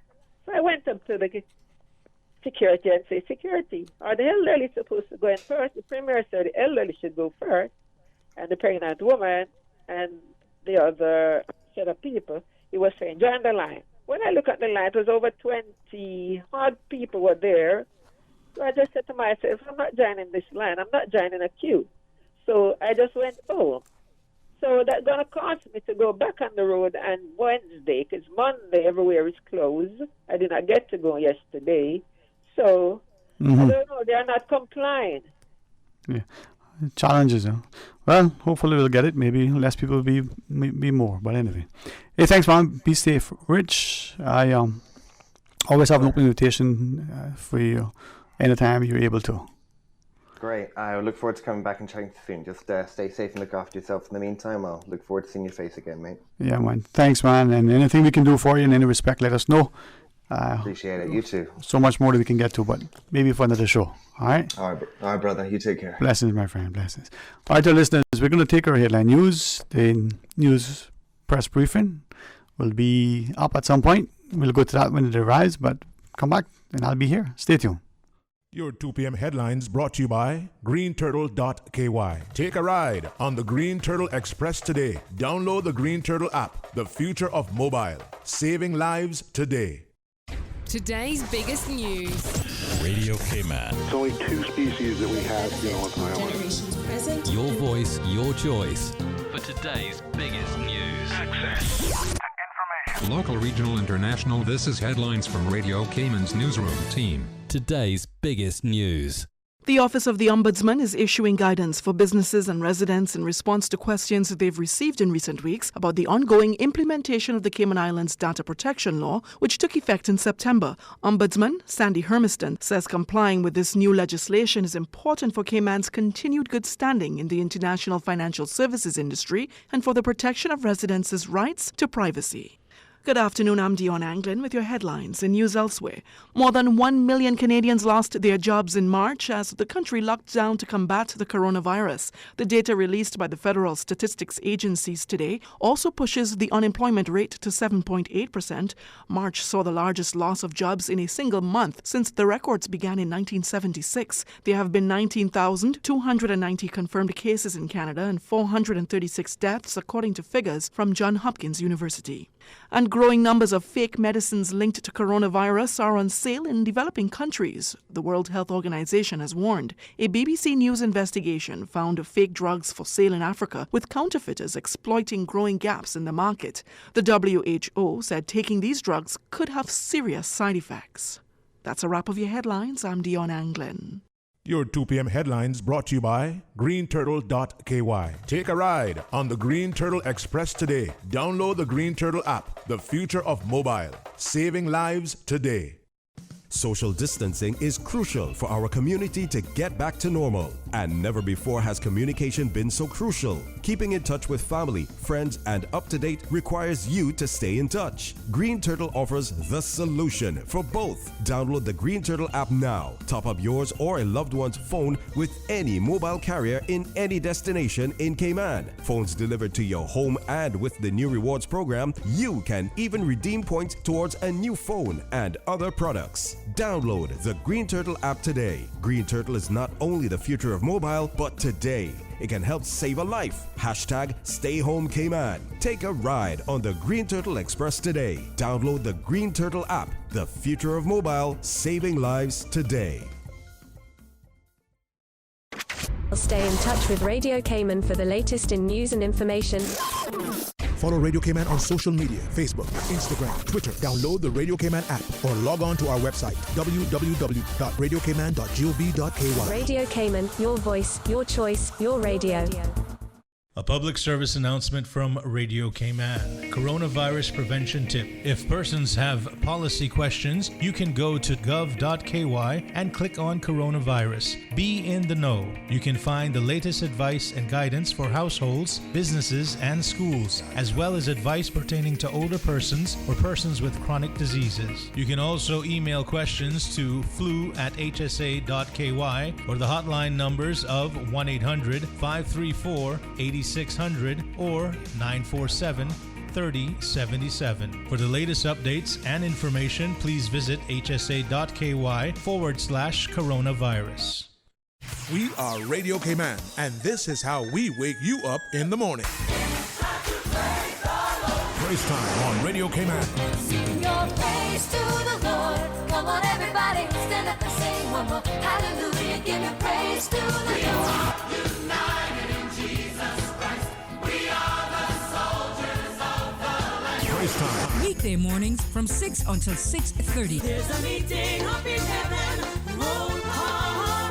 He's a name in the Lamb's Book of Life. Roll call, brother, sister. Roll call. If you don't stop shouting, if you don't stop dancing, we're gonna put you out of our church. Praise Time. Jesus in the morning, yeah. Weekday mornings from 6 until 6:30. Your song flowed through my lips.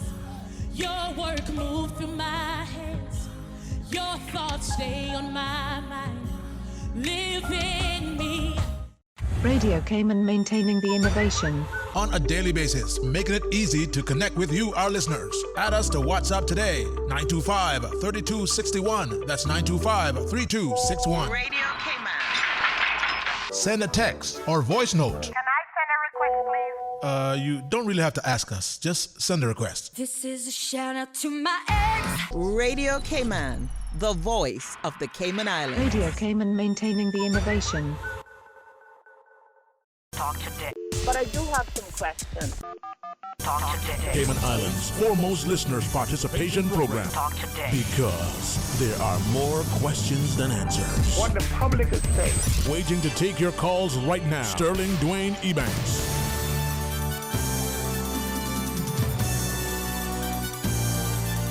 Hey, good afternoon and welcome back. Just a quick reminder, the daily press briefing is expected shortly, and we'll go to that as it starts. But for now, let's just continue as we go to our phones. Good afternoon. Thank you for calling. Good afternoon, Mr. Sterling. Good afternoon, sir. How are you? Oh, not bad, sir. Giving thanks. Amen to that, man. That's what we do, right? And I'd love to, I've seen so many very kind and loving, wealthy people here in Cayman. I'd like to say it. I'm very happy that they chose Cayman to invest in, and I hope that everything goes perfectly. And I am so thankful for those people because they have been so kind to us here in Cayman. They have done so many good things to Caymanians. And I want to hope that things just work perfectly, you know. Mm-hmm. I also have to say that, you know, we also have to thank the politicians for the good work that they do as well, you know, and that sort of thing. So I look at this season as a season to give thanks. Yeah. You know, yes, sir. No, good follows good, you know. I think, and as you shared it, if we can come out of this, well, no, as we go through this, that we start to realize that we are our brother's keeper, that we need to do things hand in hand. Oh, yes, sir. You know, so everybody is somebody's child, and think about how we would want our own children or ourselves to be treated. What I say, don't do unto others, you know. So, you're right, sir. But with that in mind, any concerns or sort of maybe your perspective on what seems to be sometimes the behavior of some of us. We want to jump ahead of the line. We don't believe that this particular rule or policy applies to us. It depends on who we think. What do you make of that? And how do we get people to appreciate, you know, it's important to be an individual. It's important to stand your ground and speak up for your rights. But it's also important to ensure that, you know, you're not a selfish, self-serving, you know, sort of insular individual. That's right. I think we need to you know, for example, you look at a business environment that has a lot of negativity. It's not going to be a lot of business. Yeah. Can I sorry, respectfully, we go into the news break, to the news press briefing. So let's just go straight to that. Cayman and those tuning in on our social media platforms. Before we go to the panelists today, we'd like to begin with a prayer from Ms. Kathy Gomez.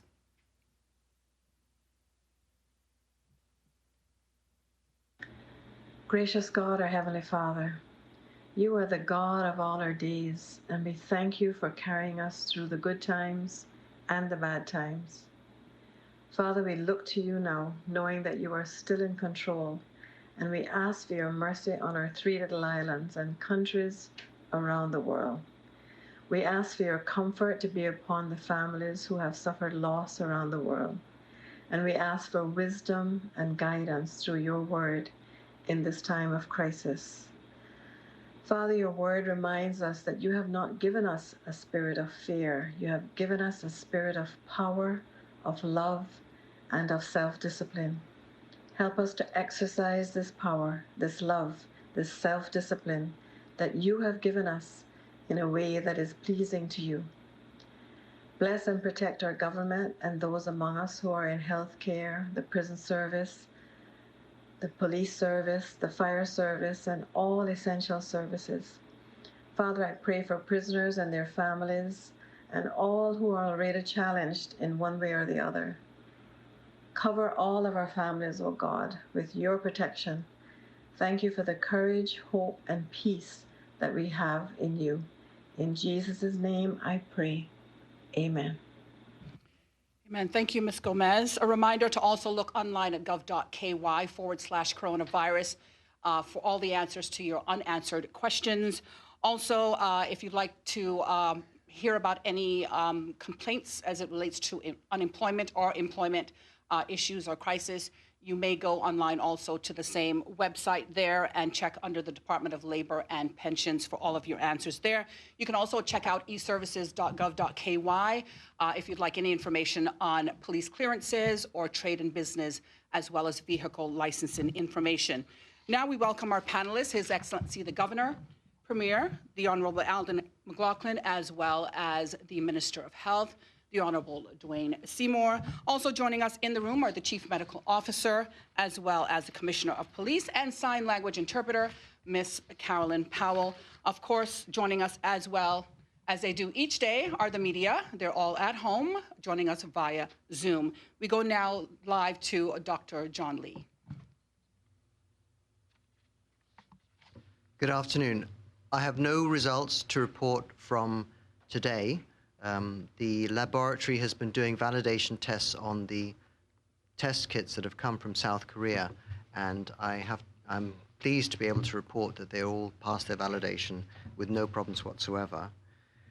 I also wanted to clarify for the benefit of perhaps some of the international media, because I've heard reports regionally that it's been said that we're using immunoglobulin-based testing. We're not doing that. Our testing kits that have arrived to give us a very large capacity are for reagents for the polymerase chain reaction process, and that is the test kit, the test mechanism that we're using at the moment. We've had a very good meeting this morning with senior government members and the medical profession to discuss both the testing protocol, how we're going to change the testing protocol, the capacity of the labs to be able to test, and the professional clinical management of how we're going to manage any ongoing patients with COVID-19, whether it be in primary care setting or through into secondary care or intensive care, should they need that. I wanted to take this opportunity to remind everybody that if you are swabbed for COVID-19 to check if you've got it, if you've been asked to isolate, this is an absolute requirement under the law. You cannot leave home without the express permission from the medical officer of health. If you breach this, you're liable to a fine of up to $1,000 and 6 months imprisonment. So please adhere to the law, because it is the intention that we will pursue people if they are breaching their isolation requirements. It's great that we're approaching the Easter holidays, and I hope you all get some rest, and I wish you all a happy Easter. Now is possibly the time to think about your health. You have a bit more time at home. I've seen a lot more people on the roads doing their exercise. I have seen some evidence out there that if you're running or if you're cycling, then you should keep your social distancing to be much wider, up to 5 meters or 15 feet for runners, and up to 60 feet, 20 meters if you're cycling at a rapid pace, just because you're traveling through the air much faster and any droplets may be spreading around you. So please keep a safe distance when you're exercising. And because COVID-19 affects the lungs, it's also a good time to consider stopping smoking. Thank you, Donna. And thank you very much, Dr. Lee. We'd like to now call on the Commissioner of Police, Mr. Derek Byrne, to give the very latest updates, and we'll save any questions for Dr. Lee in just a few minutes. Good afternoon. Very quiet overnight, no significant issues of a policing nature to report. Crime remains very stable and the hard curfew continues to operate very well across the islands. Little Cayman, no issues overnight. Cayman Brac, 40 vehicles stopped by police, 2 persons found in 1 car, and both found to be in breach of curfew and warned for prosecution. Grand Cayman overnight, 170 vehicles stopped overnight, no breaches of curfew detected. 1 person was found out exercising at 4:28 a.m. this morning in breach of curfew and warned for prosecution.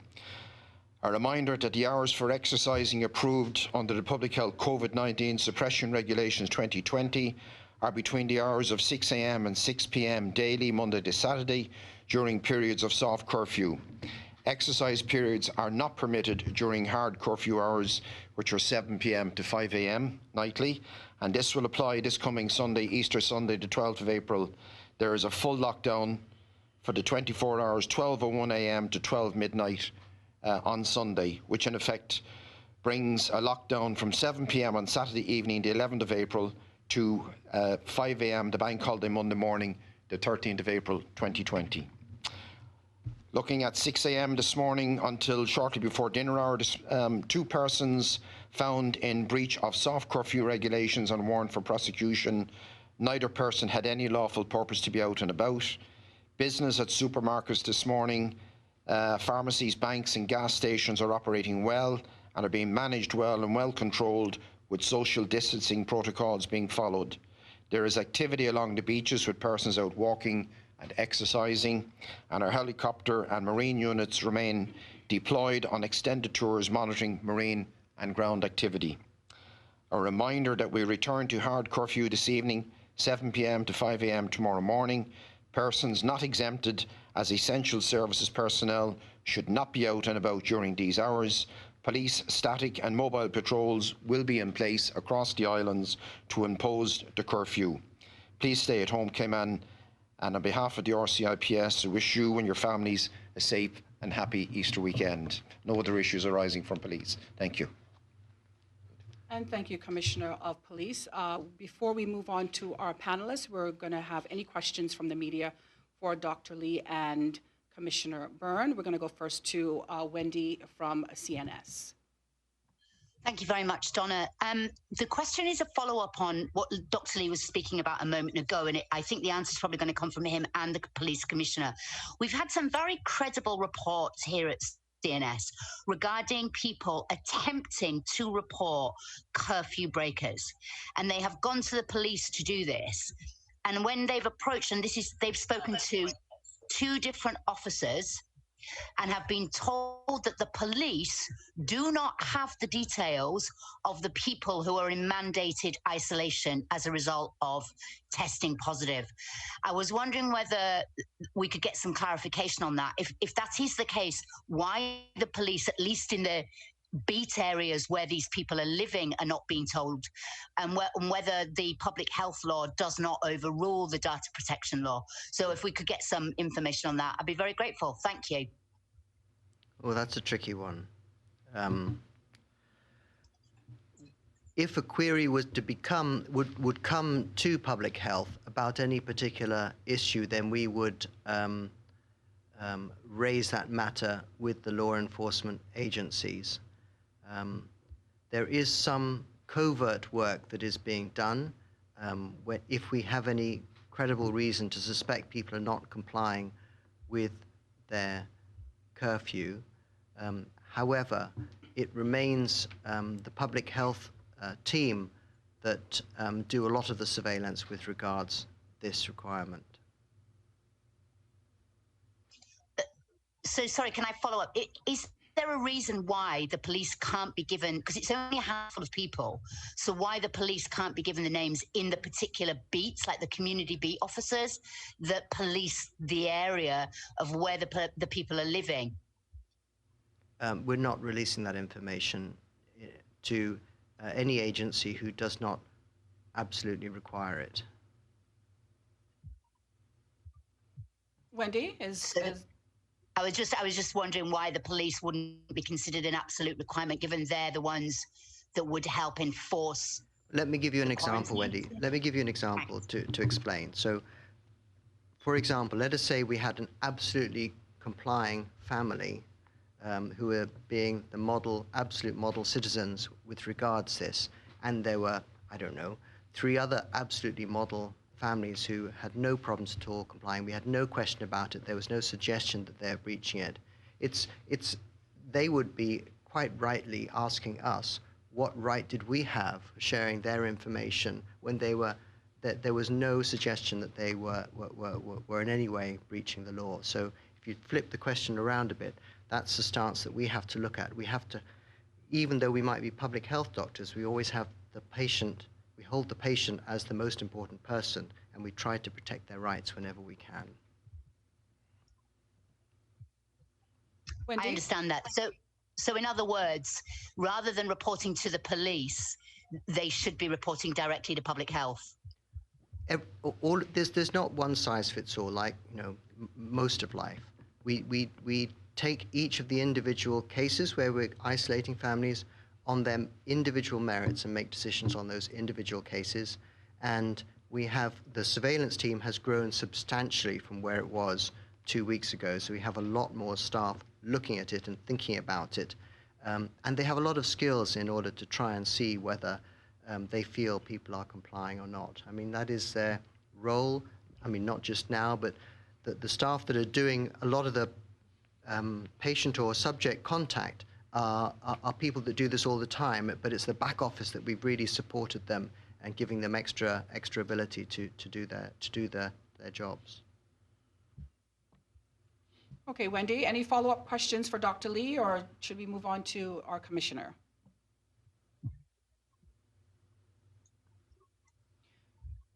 Okay, any further questions? Wendy, are you hearing me? Okay, we're going to go to Reshma now from the Cayman Compass. Thank you very much. Yeah, no worries. Reshma, please go ahead. Thank you, Donna. Good afternoon to the panel. Dr. Lee, this question is for you. Can you tell us how many tests are pending? I know yesterday you said, I think it was 21, and you may have some. Can you say why we don't have any results today? The questions are coming in on that. Sorry, Reshma, it wasn't 21 yesterday. It was 21 from the day before yesterday, 28 from yesterday, plus another 17 today, which I think 65 currently pending. 65 pending. Can you say how soon we'll get those results? I understand they're probably going to be running them through the process, starting about now. So a few hours. They'll certainly should be available for tomorrow. I'm not sure if we're having a press conference. Saturday. Beg your pardon. Saturday. Saturday. Okay. Thank you. This one is for the commissioner, if possible. We've gotten a couple of queries on the arrest that happened this week in relation to the audio note involving the BA flight. Can you possibly provide us with an update on what's happening with that particular investigation? I'm sorry, Reshma, I missed the question. I didn't get it. Sorry. Sorry, I just wanted to find out if you have any updates that you can provide us today on the arrest that was made in the fake news incident that happened this week. Yes, I reported yesterday we had one person arrested, detained and interviewed. That person has now been released on bail, and a file is being prepared, submitted to the Director of Public Prosecutions for legal ruling, and in due course we'll receive that legal ruling. Okay, thank you very much. That's my questions for Dr. Lee and the Commissioner. All right, thank you very much, Reshma. I'd also like to now mention that we have on via Zoom with us Dr. Samuel Williams Rodriguez. Welcome, Dr. Williams Rodriguez, if anybody has questions for him at some point. And now we're going to move on to the main panel, beginning with our Premier, the Honorable Alden McLaughlin. Thank you. Hello, everyone. My customary World Stats report on the progress of the virus through the global community. Total cases now reported to be 1,533,541. Total persons recovered, 344,467. The United States, total cases, 455,454, up 20,527 overnight. Total deaths, 16,114, up 1,326 overnight. Spain, 152,446, up 4,226 overnight. Total deaths, 15,238, up 446 overnight. Italy, 143,626, up 4,204 overnight. Total deaths, 18,279, up 610 overnight. France, 117,749, up 4,799 overnight. Total deaths, 12,210, up 1,341 overnight. Germany, 115,523, up 2,227 overnight. Total deaths, 2,451, up 102 overnight. China, 81,865, up 63, just 63 overnight. Total deaths, 3,335, up just 2 overnight. United Kingdom, 60,733. I don't have numbers for new cases overnight. Total deaths, 7,097, and I don't have the numbers for new deaths. They weren't available at the time I printed this. Netherlands, been added by request, 21,762 cases, up 1,213 overnight. Total deaths, 2,396, up 148 overnight. Canada, 20,690 cases, up 1,252 overnight. Total deaths, 503, up 76 overnight. Portugal, 13,956, up 815 overnight. Total deaths, 409, up 29 overnight. India, 6,725, up 809 overnight. Total deaths, 226, up 48 overnight.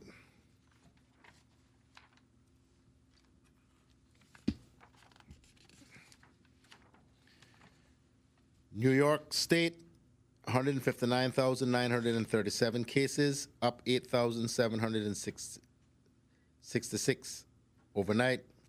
Total deaths, 7,067, up 799 overnight. Philippines, 4,076, up 206 overnight. Total deaths, 203, up 21 overnight. New Zealand, incredible stats. New Zealand, with a population of 4.8 million people, 1,239 cases, up 29 overnight, just one death. Jamaica, 63 cases, now 4 deaths reported. Anguilla, 3 cases. Bermuda, 39 cases, 3 deaths. British Virgin Islands, 3 cases. Montserrat, 9 cases. Turks and Caicos, 8 cases, 1 death.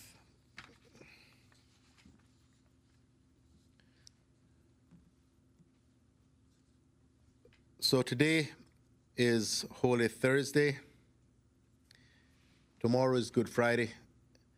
As I think the people of these islands know and understand very well, Easter is the holiest of the celebrations in the Christian calendar, and Good Friday and Easter Sunday are the 2 most sacred days. It has been a long-standing tradition in these islands for there to be church services on Good Friday as well as Easter Sunday. And Good Friday especially, perhaps less so now than when I was a boy or a young person, is generally considered a very, very sacred day. I don't know about now, but when I was a youngster, we didn't even eat meat on Good Friday. Nothing that contained blood. A lot of those old traditions are falling away. We've had such an influx of people from elsewhere. But for many, these are still very important observations of the death of our Lord Jesus Christ. So I know that not being able to observe this Easter the way that we are used to is going to really be very difficult for many people. But I urge all of us to understand the sacrifice as Christ made his sacrifice, the sacrifice that we have to make to ensure that all of us continue to live, hopefully to see another brighter Easter next year. And that means staying home as much as we possibly can. Please, although we are getting reports about it, do not venture to your vacation homes up at Rum Point or Cayman Kai or anywhere else. Please stay in your usual abode. We are very concerned about persons going up to vacation homes, kids being kids. It's impossible to get kids to understand what physical distancing means. It's just not in the nature of a child to stay away from other children and other people. You have to keep them home and keep them near you. Tomorrow, as I say, is Good Friday. It is not a hard curfew day, but it is Good Friday. It is one of the days regarded as or defined as a prohibited day in the Sunday trading law. So most businesses will be closed. What I can say in terms of guidance is that subject to the regulations regarding your operations within the soft curfew, you must also have regard to the rules under the Sunday trading law as to whether or not you can carry out business on Good Friday. As an example, restaurants are exempt from the prohibition to operate on Good Friday, but would still be subject to the rules regarding around the soft curfew. I also want to say that curfew time at gov.ky, which has been working overtime, the people there have been working overtime, and I mean really overtime, for over 2 weeks now, since the 24th of March. They worked a minimum of 13 hours a day, some days 18 or 19 hours a day. And so my arm has been badly twisted to give them some time off over the long weekend. So curfew time will close this evening at 5 o'clock until Tuesday of next week. I hope everyone will understand and appreciate the tremendous amount of work that has gone on and is still going on to keep as many of the essential businesses and essential personnel operational as we possibly can. I think despite the frustrations we've had with the thousands upon thousands of requests, that the system has worked incredibly well. And I want to pay tribute to the hard-working staff there, led by the Chief Officer and the Minister of International Trade, Eric Bush. I'm not going to try to call all the names of the personnel there because I don't recall all of them off the top of my head, and I'm going to leave somebody out, and then I'll be in even bigger trouble. But I do intend to do a proper shout-out to them very soon, and then I will hope to provide some stats on quite how many requests they have dealt with over the course of the last few weeks. And so I think I'll leave it there for the time being. Thank you, Premier McLaughlin. Your Excellency. Yes, okay, thank you very much. Good afternoon, everybody. I do want to start with the very positive news that we got. I know the Premier will join me in this as well. Just before we came on air, that Prime Minister Boris Johnson is out of intensive care. He remains in hospital, but I think we'll all be very pleased that he is now out of intensive care, and our best wishes to him and his family. Secondly, today I want to note that yesterday I held a virtual conference with about 29 different people in UK departments to give them a sense for the situation in Cayman. So we went over the economic situation, where we were on dealing with the virus, so the healthcare situation, and also on security. I think on security, it's very important that we have a stable situation now. My thanks again to the Police Commissioner and everybody involved in that. But we have to be planning for possible scenarios in the future. And I think it's reassuring to us to know that the UK is steadfast in its support to Cayman, and that came through in the meeting yesterday. I also just want to say that that's evident in continuing support on the healthcare side. So we are in touch with UK Crown agents now because they have procured some ventilators for the overseas territories, and we are seeking to secure a good number of those for Cayman. And this is a very difficult time in the UK because those are in short supply in the UK as well. But I mean, I'm reassured, and I'm sure all of you are, that the UK is continuing to look after its overseas territories, even at this time of crisis. Let me also just say that on the travel hotline, that will now be reopened on Tuesday, and it's open 9 until 5.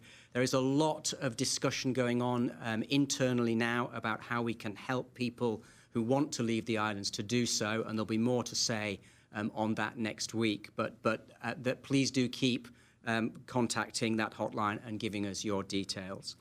Finally, like the Premier, I absolutely recognise this is a really special time at Easter for everybody on our islands.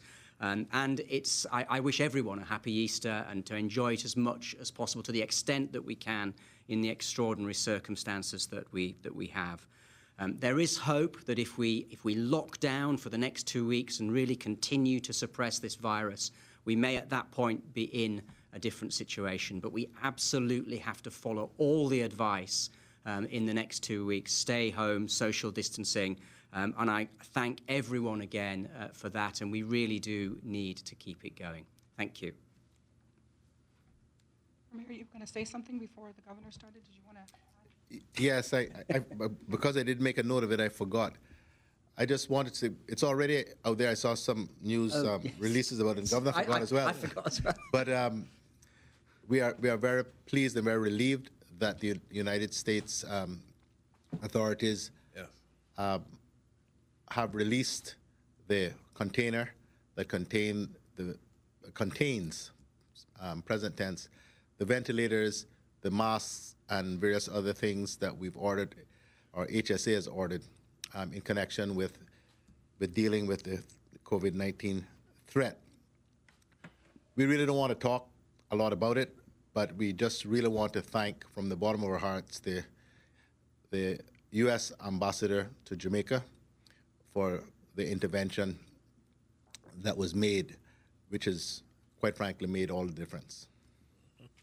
Thank you, Premier McLaughlin. Before we move on to Minister Seymour, I just want to make it clear that when our Premier mentioned a few minutes ago, he talked about the office curfew time closing, the staff being able to have a reprieve between this evening when they close until Tuesday morning. He didn't talk about curfew time as in the curfew. No, the email. We're getting lots of questions about it. Can you explain? So it's the people who are. That's a late April Fool's joke, surely. No, but honestly, I have people asking. So just to be clear, that you were not talking about the actual curfew hours, but you were talking about the staff who are managing the curfew time email. Right. So it's the competent authority. I should have used the correct language. The competent authority, the contact of which is curfewtime@gov.ky.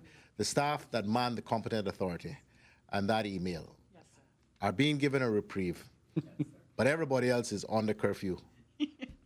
I get it. All right. Now we have the pleasure of moving on to the Honorable Minister of Health, Mr. Dwayne Seymour. Thank you, Donna. Happy Holy Thursday to everyone. Good afternoon, everyone in Grand Cayman, Cayman Brac, and Little Cayman. You heard the Premier and the Governor spoke of all this work that we've been doing. And I want everyone to be proud of your government and what we've been able to achieve. And for that, I want to start with some Latin, which is nothing to do about staying home, but I wanted to prove that I could speak some Latin, and to be proud of your country is dulcet decorum est pro patria more, and that actually means it's a good thing to stand up for your country. So that's a good one to practice.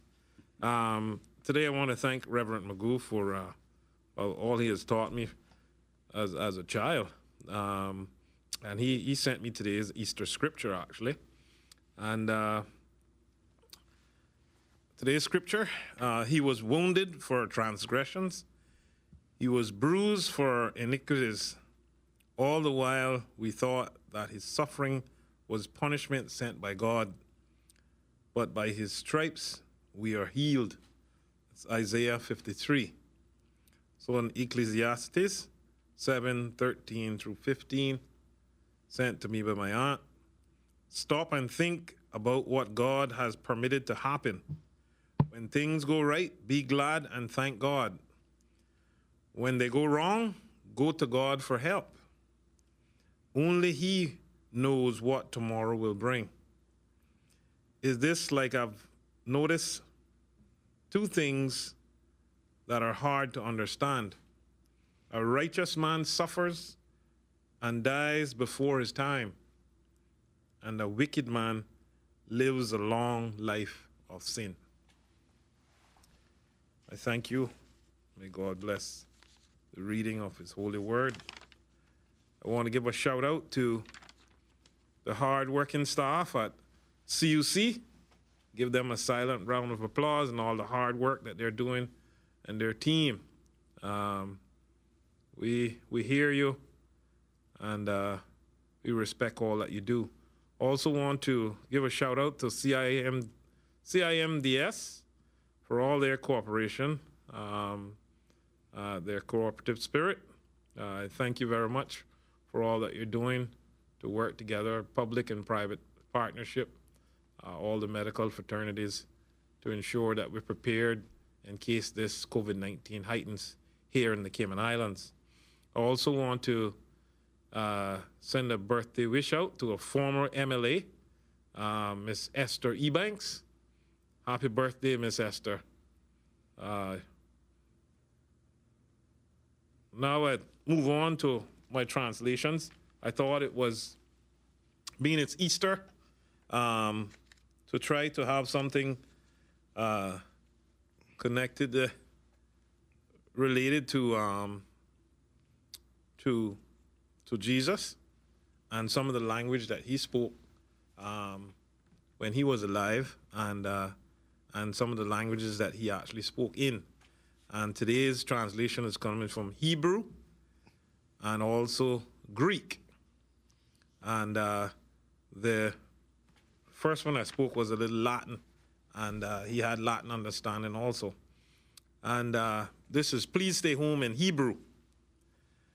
Beva kashe, esha haru, babait.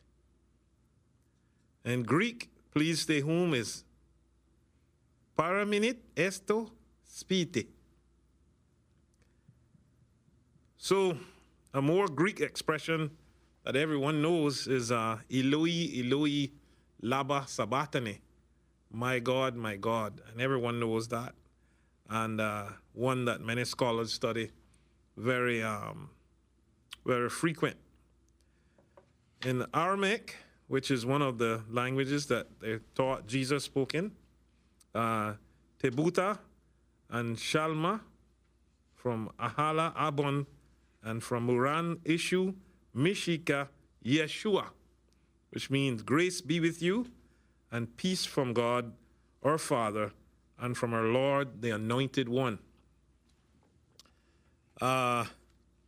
Also wanted to mention, before I go further into mentions about Easter, is that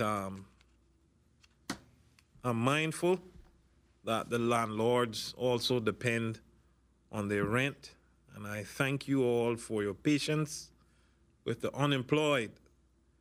My cry today and my plea is for the tenants that are still employed. I ask you to please pay, if you can, your rent.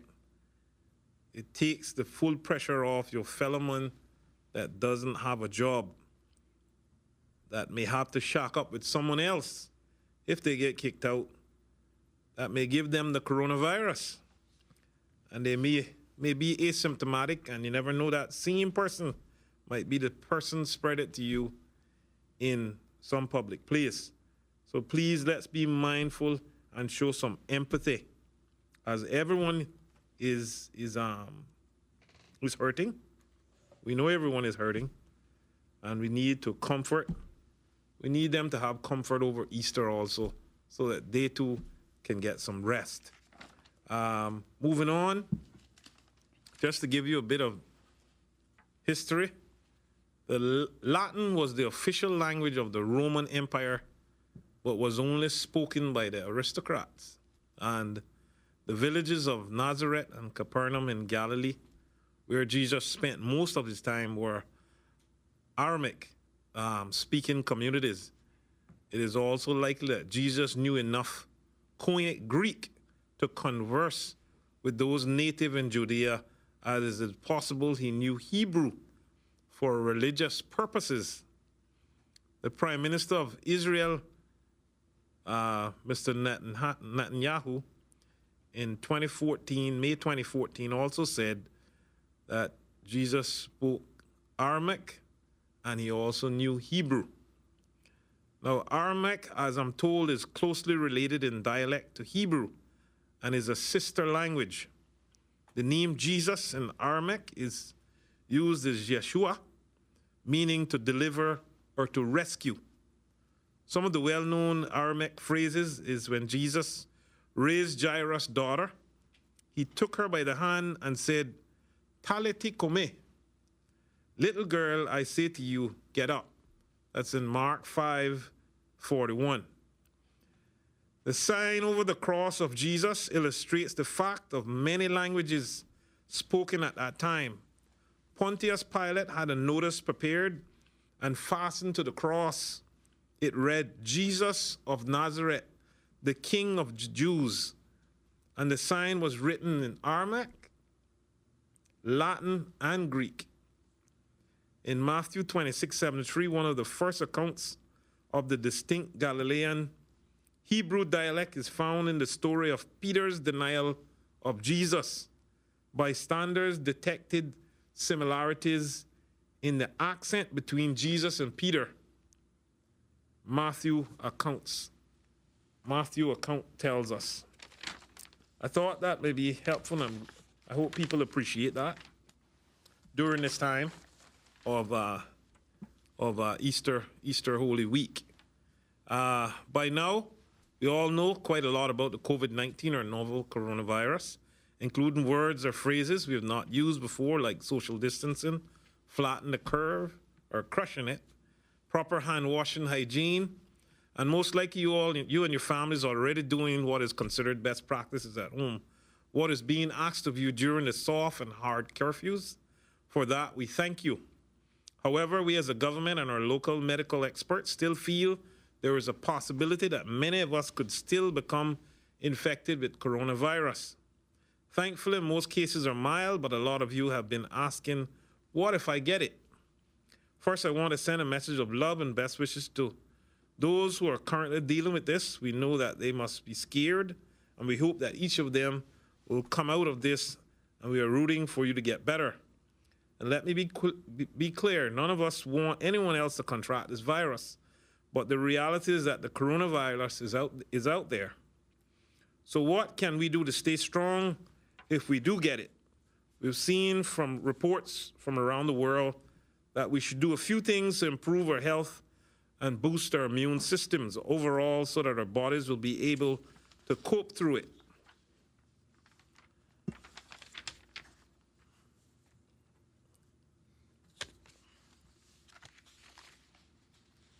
including protecting our lungs. If you're a smoker, please stop smoking. And we should all stay away from secondhand smoke and any open fire. Try to boost your immune system by reducing alcohol consumption, exercise every day, getting as much sleep as possible, and we should all plan for digital detox daily to reduce anxiety and stress. Eat a balanced diet with lots of vegetables and fruit. Drink lots of fluid. If you do get the virus, you should be, most importantly, listen to the advice of your doctor's offers you. Take medicines like paracetamol to reduce the fever and muscle aches. Practice breathing exercises at the direction of your doctor. But keep moving. When you can get up, try walking around the room for simple exercise.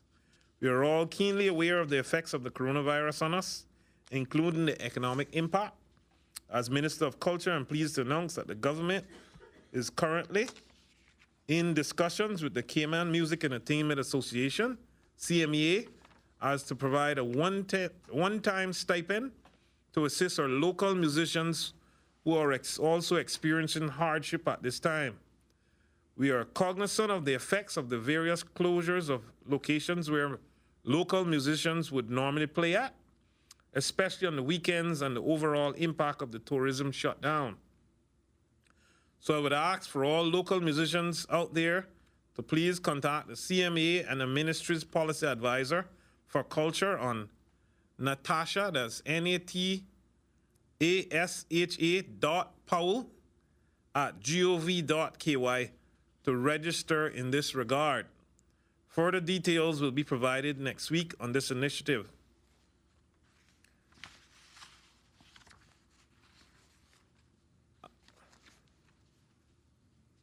As you know, our public and private health providers are teaming up in various capacities to develop and implement a COVID-19 preparedness crisis plan. This includes the clinical task force who are working together to prepare the plans for the management of suspected and confirmed COVID-19 cases. One element of this partnership is to be equipped with necessary staff. The Health Services Authority is currently working with various private doctors and are now recruiting nurses on temporary contracts for those already registered in Cayman. If you're a nurse but not currently working, your services are needed. One of the unsung heroes on the front line are the housekeeping and cleaning staff. They are critical during this pandemic as the care for patients and the work environment for healthcare workers need to be in a clean and sanitary environment.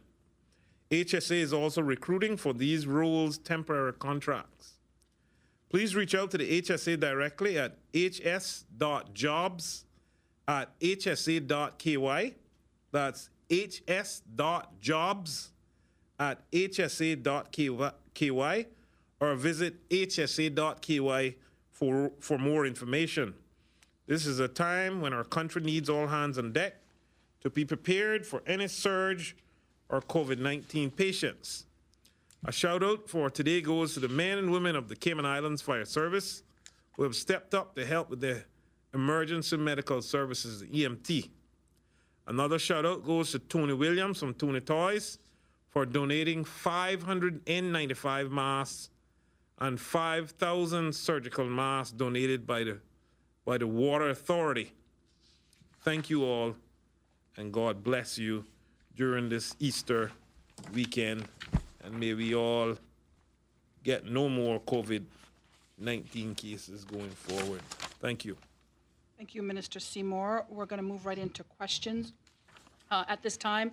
Just for clarification, back to a question that Wendy from CNS asked earlier, as it relates to reporting persons who are seen out breaking curfew. I think initially everybody was told to call 911. That doesn't seem to be working in some cases. What number should people call? Where should they contact? Commissioner of Police, Mr. Derek Byrne, if you could address that for us. Thank you.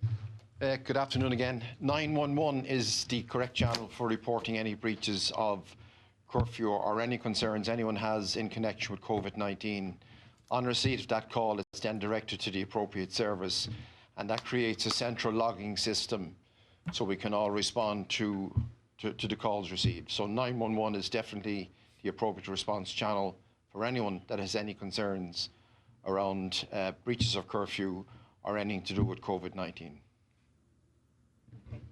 Thank you, Commissioner Burge. Okay, we're going to move to Wendy at CNS. Wendy, go ahead.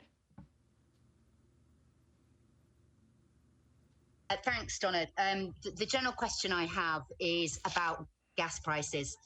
We've had quite a lot of people asking whether Ofreg are going to step in and do anything about the fact that gas prices don't seem to have come down. I understand that Rubis did offer a cut, but it doesn't seem to have necessarily been passed through to the pump. And we were wondering about what had happened with ESSO. So there are a few issues regarding gas prices. If I could get some clarity in that, and I have one more question. I don't have anything on that at all, except the announcement by Sol. They reduced their prices by 40 cents a gallon. I haven't heard anything one way or the other since. Okay, Wendy, any further questions? Okay, thank you. The next question is really just a follow-up. I asked earlier on in the week about the whether the Department of Environmental Health was continuing to check out the food handling situation, given the deliveries, how much, what extra work that they're doing, and checking social distancing and all that sort of thing, because I think people had some concerns about that. So I think somebody was going to look it up. Also, we've had some contact from the people that are collecting garbage, and they're begging people to be more thoughtful about how they put their garbage out, and the problems that they're encountering with people just not being, everybody's at home at the moment, so there's a lot more garbage, and they were saying to us that it's pretty rough for them right now. And so could people be a bit more thoughtful, because they are like the most important workers in the universe, personally, I believe. So that was it. Thanks very much. Okay, thank you very much for that, Wendy. Also, now we'd like to move on to Reshma. Reshma, what questions do you have? Thanks, Donna. I don't know if the Premier wants to answer that before I move on. But I didn't hear a question in any of that. It was observations. The question was whether we'd got any follow-up on the Department of Environmental Health checking food handling situations and the social distancing and all of the elements that go together with the increase of food production in small spaces. No, Wendy, I'm afraid I don't have a report on that. I've just been swamped with so many things that I haven't actually made the inquiry. I'm afraid I have to take responsibility for that, but I will check it out. Okay. Thank you. Okay, Reshma, please go ahead. Okay, thank you very much. Premier, this question is for you. I know you said you don't want to go further into the U.S. situation, but can you just say if there were any assurances from the U.S. government that shipments that are not originating in the U.S. will be allowed to transit unimpeded? I know we have the remaining test kits from South Korea that still have to be shipped here, as well as some other COVID-19 supplies that are going to be heading our way. Can you say if you have any assurances on that? There is an executive order issued by the President of the United States that prohibits the shipment of certain items which may be considered necessary for use during the COVID-19 crisis. It relates to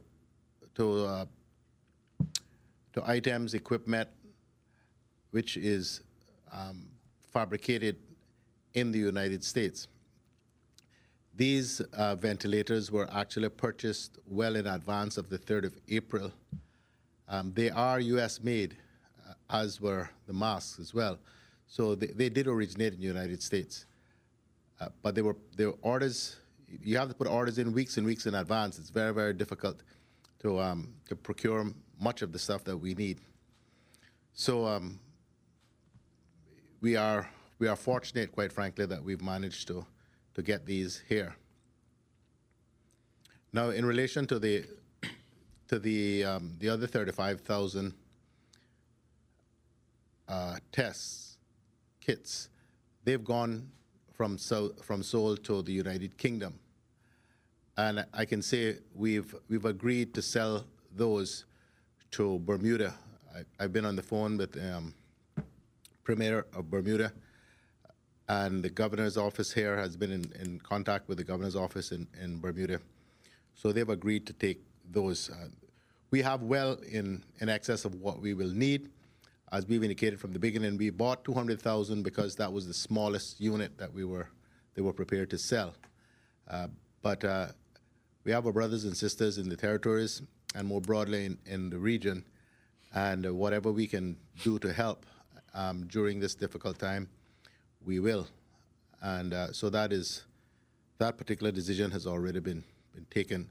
In fact, while I'm sitting here, I've just gotten a thank you from Premier Burt from Bermuda, and offering to help us with other things which we might find short. So that's how it works, you know. Today, one hand wash the other, as we say in these parts. Okay, thank you, Premier, and thank you for that valuable update. Just to return to the question, though, the products that may need to transit through the U.S., do we have assurances that the U.S. authorities will not stop those products from passing through the U.S. to get to us, or are we looking at alternative routes so that we circumvent having to go through the U.S.? I don't know that you can get, or should you rely on a general assurance. The governor's office checked very carefully with respect to the kits that came from Seoul, because the first stopover was this stopover was in Anchorage, Alaska. But assurances were given then that because they were produced in Seoul, in South Korea, that there would be no issue, and there wasn't any issue. So we'll just have to keep checking very carefully. This is very fluid. Sometimes places and people become quite desperate. So you mustn't take general assurances, you know, for granted, because you need to absolutely make sure. But so far, so good. Okay, thank you for that. This question relates to our borders and the opening of the ports. Now, some of the cruise companies have indicated that they plan to return to business by mid-May, and some have even indicated that Cayman is on the itinerary for those mid-May sailings. You have indicated before that we were looking at May 30th. Can you speak a little about this in relation to our opening of ports and the optimistic plans from the cruise companies? Yes, they are optimistic, and they've made those publications without any consultation with us. So Cabinet met just before we came here, and the ports, all of them, will be closed at least until the 30th of June. Airports, seaports, the whole lot, except to emergency, for emergency flights or for evacuations or any other necessary missions that the government decides we should proceed with, but not to general commercial traffic. Sorry, did you say June or is it May? Until 30th May. Okay, good. Thank you. Just double checking that one. My final question, hopefully will lighten the mood. I'm grateful for the granting of a day off to curfew time. We, on behalf of our colleagues, just want to check if we'll also be getting some time off from press briefings tomorrow and Monday. Is that still the plan? Well, the plan is tomorrow and Sunday. Tomorrow and Sunday. Saturday, Monday, we plan to be back. All right, great. Thank you. That's all from me. Okay, thank you, Reshma. Before we move on, just a correction from some officials at Rubis. They're saying that it's not Seoul, it's Rubis that's been reduced by 40 cents and an extra 20 cents on Wednesdays and Thursdays, and it's definitely been passed on to the consumer at the pump. So just a mild correction there. I stand corrected and apologize to Rubis. It's okay. I got it wrong. I know that's really, really bad form. So please forgive me. It's okay. These things happen. I have a few questions before we move on with the rest of the media. Can we not get a list of the items that are not allowed or won't be shipped out of the U.S. or through the U.S. at this point? I have a business owner who tried to get in some hand sanitizers, and it's been stopped. The shipment, she said, has been stopped. I don't know if we have a list. Certainly at where we sit, we don't know that level of detail. I don't know if there is such a list published. There may be. There's been an executive order. I don't know whether there's a schedule attached to it or whether there's a general catch-all. I suspect it's the latter, that it's a general catch-all. Thank you, Premier. Also, another question in regards to the ventilators that maybe this is for Dr. Lee or even Dr. Sam, who's joining us via Zoom. How are doctors, what's the process of training doctors and nurses on the use of the ventilators that are coming on island? Dr. Lee, Dr. Sam, are you there? We've got ventilators here already. We know what we're doing. Sam's not there.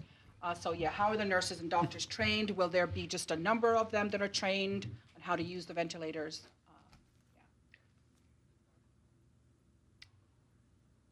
The use of ventilators really depends on what setting you're using them in. There are a number of different staff who are able to use the machines, so it's not just doctors. There are nurses as well and respiratory therapists. It's also relatively easy to get somebody to supervise something. There are some techniques that you can teach a lot of different staff to use with regards making sure the airway is kept clear of secretions and so on.